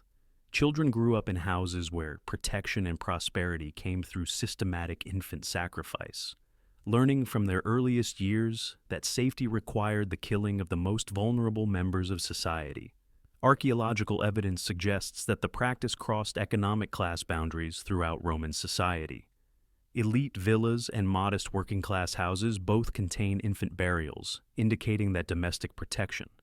Magic transcended wealth differences and represented shared cultural beliefs about supernatural household security. The infant's remains became permanent elements of household infrastructure, as essential for family safety as water supply systems or heating arrangements.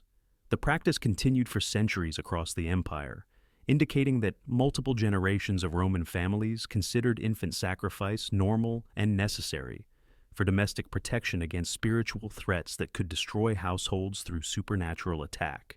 And if Roman villas sacrificed infants for protection, the Etruscans perfected the art of divination through direct examination of human organs. In the torchlit sanctuary outside Tarquinia, where shadows dance across walls painted with scenes of banquets and underworld journeys, the Haruspex studies the bronze liver model before him, a precisely crafted map of divine will, marked with zones and regions that correspond to different aspects of fate and fortune. The bronze gleams in the flickering light, its surface divided into sections that represent the cosmic order itself. But tonight's divination concerns the fate of kings and the survival of cities, matters too critical for ordinary methods. Wrapped in consecrated linen nearby lies something that museum placards carefully avoid mentioning: human liver tissue, preserved through alchemical methods that Etruscan priests guarded more carefully than gold or the secret names of gods. Etruscan divination is typically reduced in academic literature to the famous liver of Piacenza, a bronze model marked with divine zones and used for teaching the complex art of haruspicy to apprentice priests. The artifact represents the sophisticated Etruscan understanding of cosmic geography, where the shape and condition of sacrificial organs reflected divine will with scientific precision. But textual evidence from Roman sources suggests that the Etruscans occasionally transcended animal sacrifice entirely, employing human organs in extreme divination. Scenarios when the fate of nations hung in the balance or during succession disputes that threatened cosmic order. The liver of Piacenza provides the essential template for understanding Etruscan organ divination across all its manifestations. The bronze model is meticulously divided into sections corresponding to different deities and cosmic forces, each zone marked with abbreviations that identify which gods controlled specific aspects of fate. Haruspices read sacrificial livers by comparing their physical characteristics to the bronze template, interpreting anatomical variations as divine messages that revealed the god's intentions towards specific questions or future events. But several Roman texts hint at practices that went far beyond conventional animal sacrifice, employing methods that even Roman writers, hardly squeamish about violence, found disturbing enough to discuss only obliquely. Cicero, writing about Etruscan practices in De Divinatione with the careful precision of someone who had personally witnessed their methods, mentions those who divine by human entrails without providing explicit details, suggesting intimate knowledge of practices too politically or religiously sensitive for public discussion. Pliny the Elder refers even more mysteriously to the forbidden arts of the Tuscans and their use of materials which law and nature both condemn, indicating Roman awareness of Etruscan magical practices that violated fundamental taboos against using human remains for supernatural purposes. Archaeological evidence for these practices remains deliberately ambiguous, but increasingly suggestive as excavation techniques become more sophisticated. Several Etruscan tombs contain specialized preservation equipment that has no obvious purpose in conventional religious practice: bronze vessels with complex internal divisions, surgical instruments of remarkable precision, and chemical substance residues that suggest sophisticated organ preservation techniques far beyond anything required for animal sacrifice. At Cerveteri, a 6th century BCE tomb contained what appears to be a haruspex burial with an unprecedented collection of tools for organ examination and an array of chemical substances for preservation that would have been enormously expensive to obtain and maintain. The tomb's occupant was clearly someone of extraordinary status whose specialized knowledge commanded respect that transcended normal burial customs.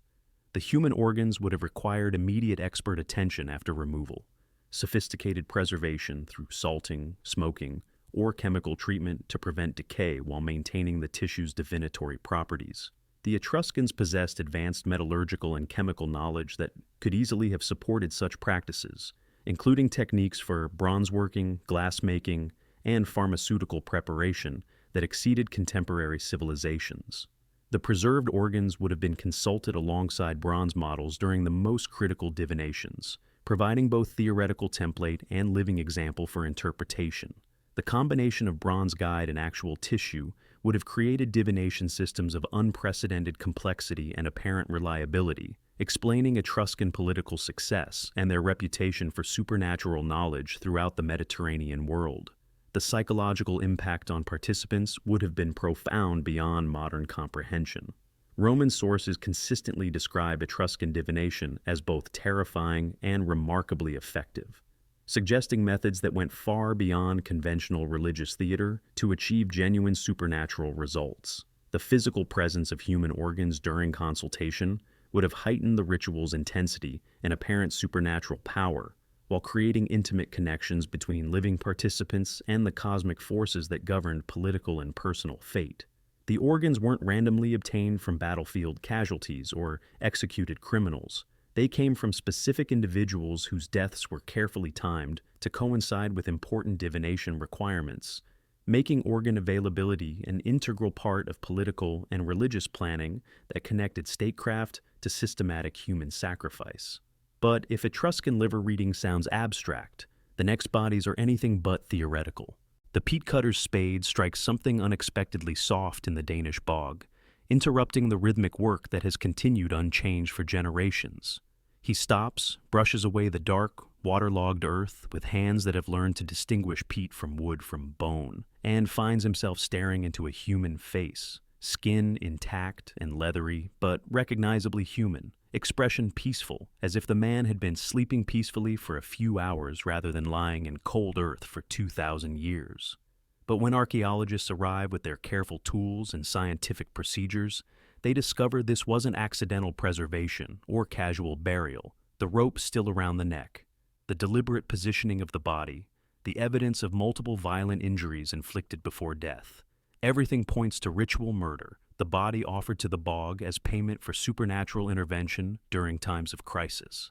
Celtic society has been extensively romanticized through centuries of literary and artistic interpretation into images of wise druids and noble warrior poets, mystical forest dwellers whose spiritual practices emphasized harmony with nature rather than violence or human sacrifice.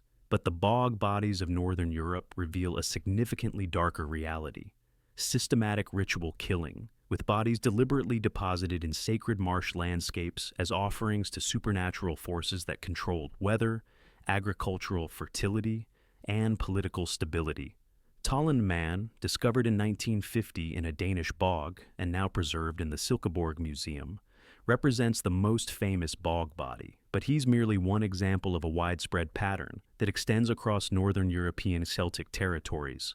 The remarkably preserved body showed clear evidence of hanging, but also careful post-mortem placement in the bog and apparent ritual preparation before death. That indicated systematic rather than casual execution.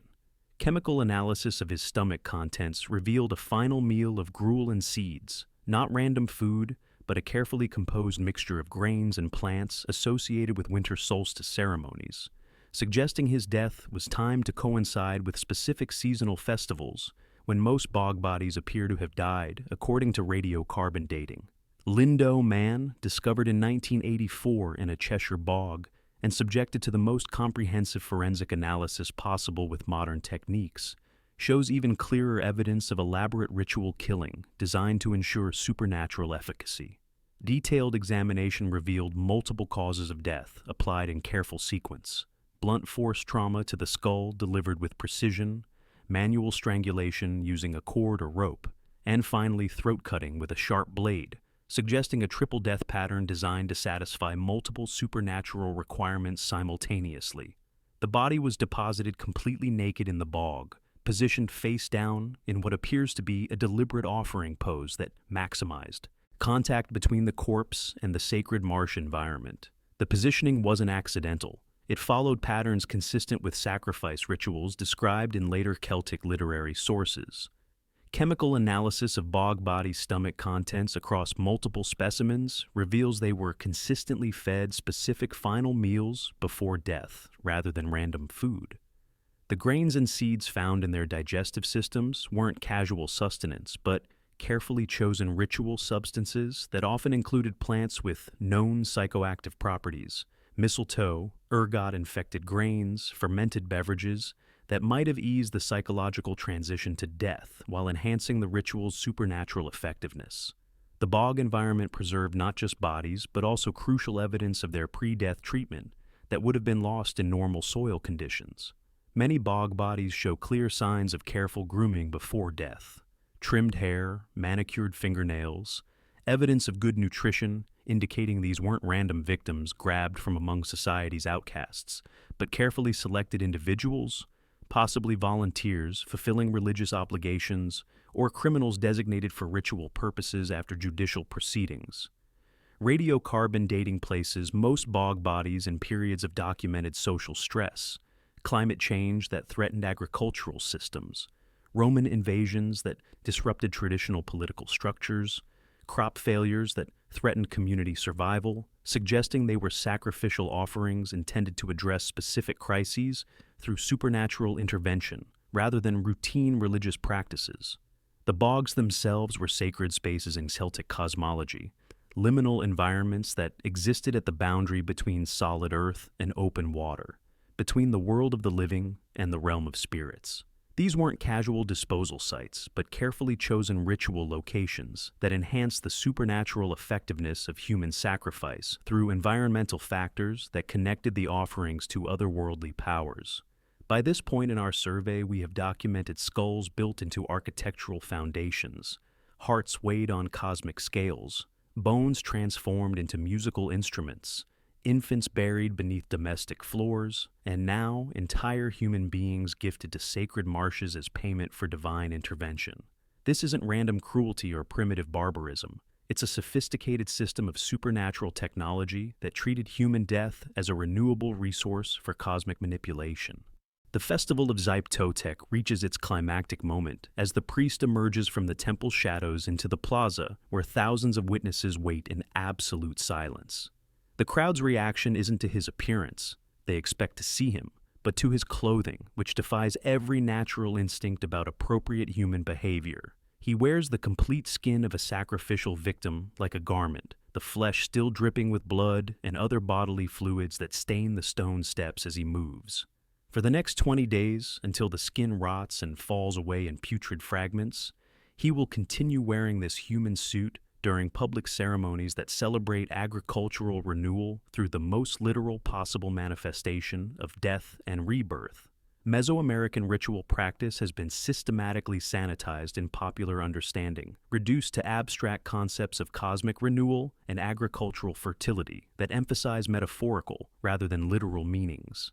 Museum displays present Aztec religion as sophisticated philosophical systems focused on maintaining cosmic balance through symbolic offerings and ceremonial pageantry. But the Codex Borgia and other pre-Columbian sources that escaped Spanish destruction depict flaying rituals with anatomical precision that leaves absolutely no room for metaphorical interpretation. This was systematic skinning of living human beings, and the skins were literally worn as garments by priest performers. The Codex Borgia provides step-by-step visual documentation of the flaying process with the clinical detail of a medical manual. Victims were first sacrificed through the standard heart extraction technique, obsidian knife inserted beneath the rib cage, heart removed while still beating, organ offered to appropriate deities. Immediately following cardiac sacrifice, specially trained priests used obsidian flaying knives to remove the skin in large, intact pieces, designed to preserve the hide's integrity as a wearable garment. The skinning process required considerable anatomical knowledge and surgical skill. The skin had to be removed in specific patterns that maintained structural integrity while allowing the resulting hide to be worn by a living person. This wasn't crude butchery, but precise medical procedure performed by specialists who had trained for years to master the complex techniques required for successful human flaying. Sahagun's 16th century informants, Aztec nobles who remembered pre-conquest religious practices, described the process in explicit detail that modern scholars often avoid quoting directly. They flayed him very carefully in order not to tear anywhere the skin of the body. When they had flayed him, one of the priests clothed himself in the skin and went about begging. The account continues with matter-of-fact descriptions of the skin's progressive decay over 20 days, the overwhelming smell of decomposition, and the psychological effects on both priest-wearer and festival observers. Archaeological evidence from multiple Mesoamerican sites strongly supports these textual accounts. Skeletal remains discovered at Templo Mayor in Tenochtitlan show clear signs of systematic flaying.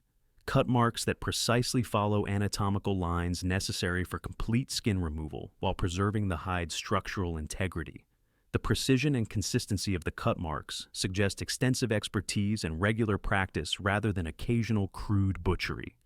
Chemical analysis of bone surfaces reveals residues consistent with rapid flesh removal using obsidian tools, supporting accounts of immediate post-sacrifice flaying, while the body remained warm and the skin retained maximum flexibility for removal and subsequent wear. The human experience of wearing decaying human skin would have been psychologically and physically overwhelming beyond modern comprehension. The weight, texture, and smell would have changed continuously as decomposition progressed through predictable stages. The priest's own skin underneath would have been in constant contact with rotting human flesh, creating a visceral connection between living and dead that transcended any possible symbolic representation. Festival observers would have witnessed a gradual transformation over 20 days. Fresh skin that initially retained human appearance slowly becoming putrid, then finally falling away in fragments to reveal the living priest beneath. The visual symbolism was obvious and intentional, but the physical reality was horrifying. Spiritual renewal achieved through wearing death itself until death rotted away completely. The priests who performed these rituals weren't volunteers. They were selected for psychological resilience and spiritual authority, sufficient to maintain ceremonial duties while wearing decomposing human flesh. The role required extraordinary mental discipline and represented the highest levels of religious achievement within Aztec priestly hierarchies. If wearing an entire human being seems like the absolute limit of necromantic practice, the next case proves that human imagination for supernatural horror knows no boundaries. The scribe works by the flickering light of an oil lamp in Alexandria, where the great library once housed humanity's accumulated knowledge, but now private workshops preserve darker forms of learning. His stylus moves carefully across expensive papyrus, copying magical formulas from an older manuscript that bears the stains and tears of frequent consultation by working practitioners. His hand pauses at a particularly troubling passage that makes his stomach tighten with unease. Take the bone of a man who has met a violent death, especially a young man, ground to powder and mixed with wine. He continues writing with professional precision, but his hand trembles slightly as the implications become clear. This isn't theoretical magic or abstract spiritual philosophy. These are practical instructions that assume practitioners have reliable access to the bones of murder victims. The Greek magical papyri, a collection of magical texts preserved in Egyptian desert conditions and spanning several centuries of Greco-Egyptian magical practice, have been treated by modern scholars as curious artifacts that reveal popular superstitions and folk beliefs from antiquity. Academic analysis typically emphasizes their historical value for understanding ancient religion, while downplaying the practical implications of their detailed instructions. But careful reading of the complete texts reveals something significantly more disturbing. Systematic instructions for magical procedures that depend entirely on materials obtained from violent deaths, with specific requirements that make absolutely clear these weren't symbolic ingredients or metaphorical components. PGM 42-96-466 contains explicit step-by-step instructions for a powerful binding spell that requires bone of a man who has died untimely, especially one who has been murdered, as an essential ingredient without which the magical procedure cannot function. The spell text doesn't offer alternatives or substitutions. It specifically demands bone fragments from someone who died violently, strongly suggesting that practitioners had established reliable access to such materials through organized networks that could provide human remains on demand. The bone must be ground into fine powder and mixed with other substances including blood, specific herbs, and wine to create magical compounds capable of controlling other people's actions, thoughts, and emotions with supernatural precision.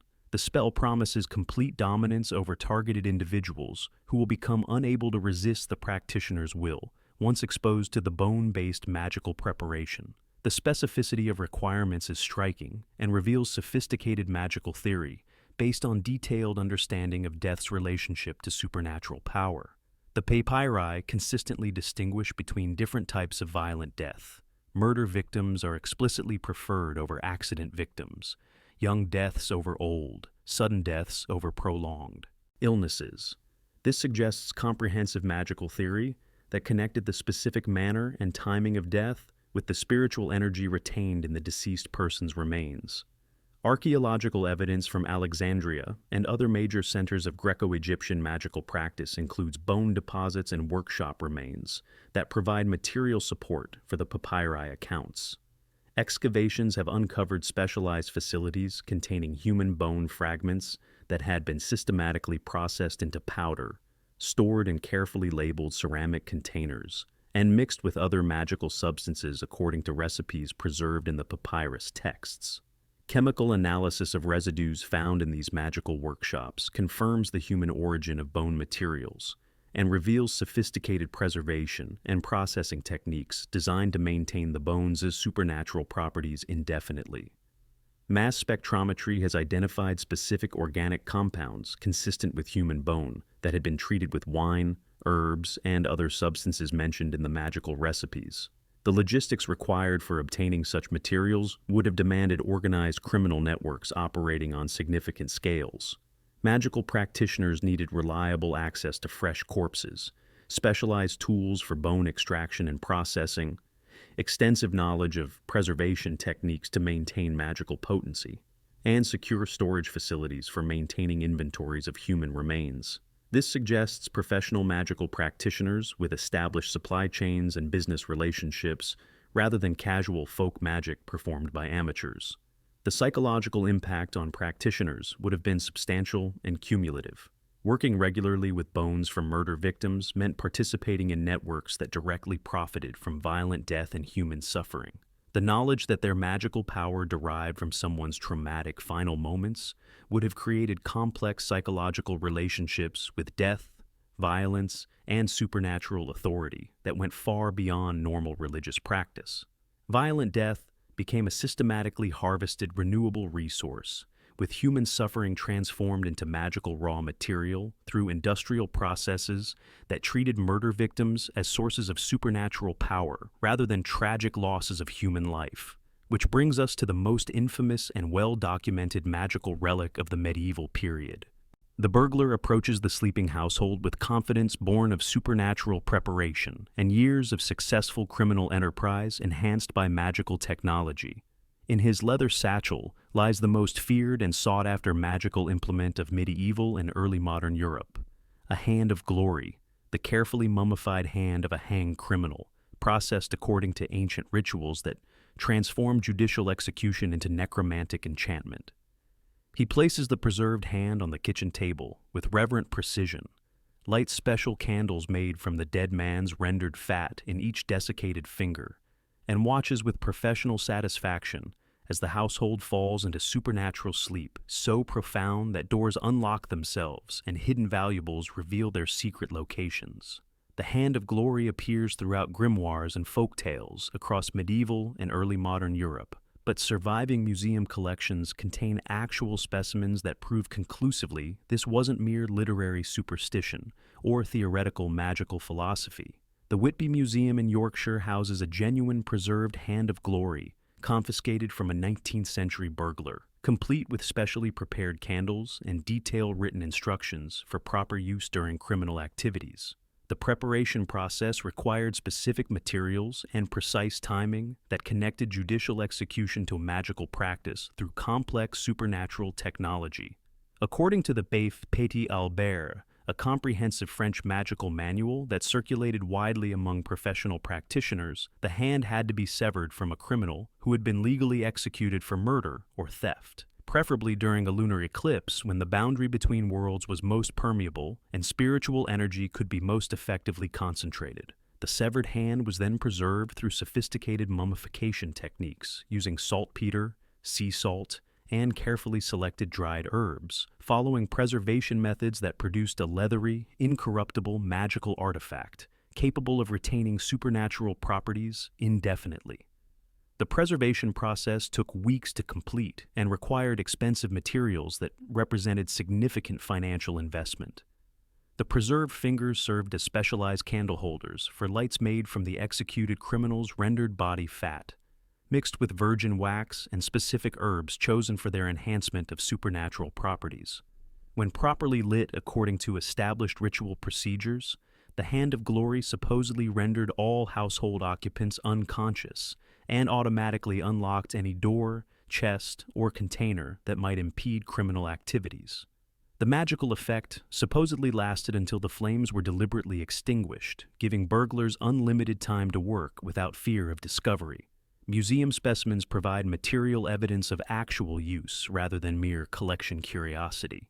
The Whitby hand shows clear wear, patterns on the fingertips, where candles were repeatedly inserted and lit over extended periods of criminal use. Chemical analysis of residues found in the finger cavities reveals traces of human fat mixed with wax and organic compounds consistent with the herbal additives mentioned in historical preparation recipes. The preservation quality of existing specimens is remarkable.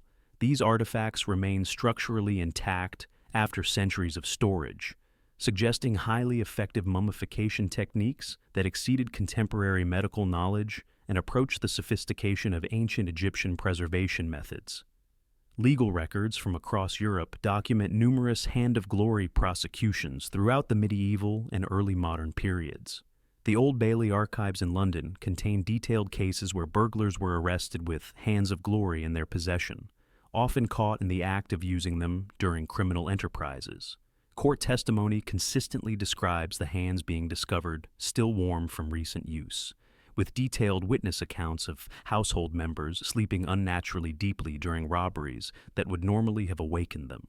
The psychological power of the Hand of Glory extended far beyond its supposed supernatural effects on targeted households. Merely possessing such an object would have provided burglars with tremendous confidence and sense of magical protection, while discovery by potential victims would have created terror far exceeding normal criminal threats. The hand represented death systematically weaponized for criminal purposes, transforming judicial execution into tools for supernatural crime. To stop an entire household cold and render all security measures useless, medieval criminals lit flames in the preserved palm of the dead, turning human execution into the raw material for supernatural burglary. And with that final case, the pattern reaches its completion, a comprehensive survey of humanity's systematic transformation of death into technology, suffering into power, and human remains into tools for bending reality itself. Across continents and centuries, human parts served as tools for divination, protection, punishment, fertility, vengeance, and cosmic negotiation. From Mesopotamian skull thresholds to medieval criminal hands, the pattern never varied. Death was power, and human remains were technology. What does it say about us that every civilization eventually reached for power through the human body itself? Perhaps it reveals something fundamental about mortality that we've forgotten. Our ancestors lived intimately with death, not as medical failure or a tragic accident, but as transformation. The dead weren't gone, they were changed, and their changed state made them powerful in ways the living could never be. They understood something we've lost, that consciousness doesn't simply end at death, but transforms, becoming accessible through proper ritual techniques. The skull wasn't just bone, it was the container that once held thought, memory, and intention. Hair wasn't just protein, it was the crown of identity, carrying the essence of its owner even after separation from the body. Hearts weren't just organs, they were the seats of courage, love, and will, remaining potent even after their final beat. We've outsourced death to hospitals and funeral homes, sanitized it into memorial services and digital photographs. Our ancestors ritualized it, weaponized it, negotiated with it daily. They understood that the boundary between life and death wasn't a wall, but a membrane, permeable to those who knew the proper techniques. Consider the implications. If ancient practitioners consistently achieved results through these methods, what did they understand about reality that we've forgotten? Modern quantum physics speaks of consciousness affecting matter at the subatomic level. Neuroscience reveals that consciousness emerges from complex patterns of electrical activity. Could ancient practitioners have intuitively grasped principles about consciousness and matter that we're only now beginning to rediscover? The archaeological evidence doesn't lie. These practices weren't occasional aberrations, but systematic technologies employed by every major civilization. The Babylonians didn't place skulls at thresholds as decoration. They believed those skulls actively protected their households. The Romans didn't bury placentas under doorways from superstition. They witnessed protective effects that justified continued practice across generations. Modern archaeology keeps uncovering these practices because they were everywhere, systematic across cultures that never contacted each other. The skull cults of Celtic Britain and the heart magic of Aztec Mexico developed independently but followed identical logic. Human remains retain power that can be harvested, directed, and deployed. But perhaps the most unsettling question isn't why our ancestors used human parts for magic. It's why we stopped. Did we lose access to hidden aspects of reality? Or did we choose to forget knowledge too dangerous for mass distribution? When the last hand of glory was confiscated, when the final bone trumpet fell silent in Tibetan monasteries, when modern medicine replaced traditional healing, did we trade supernatural power for safety, mystery for certainty? The ruins are silent, the bones are not. We just stopped listening. Which of these cases shocked you most? Let me know in the comments. And if you want more buried history like this, you know what to do.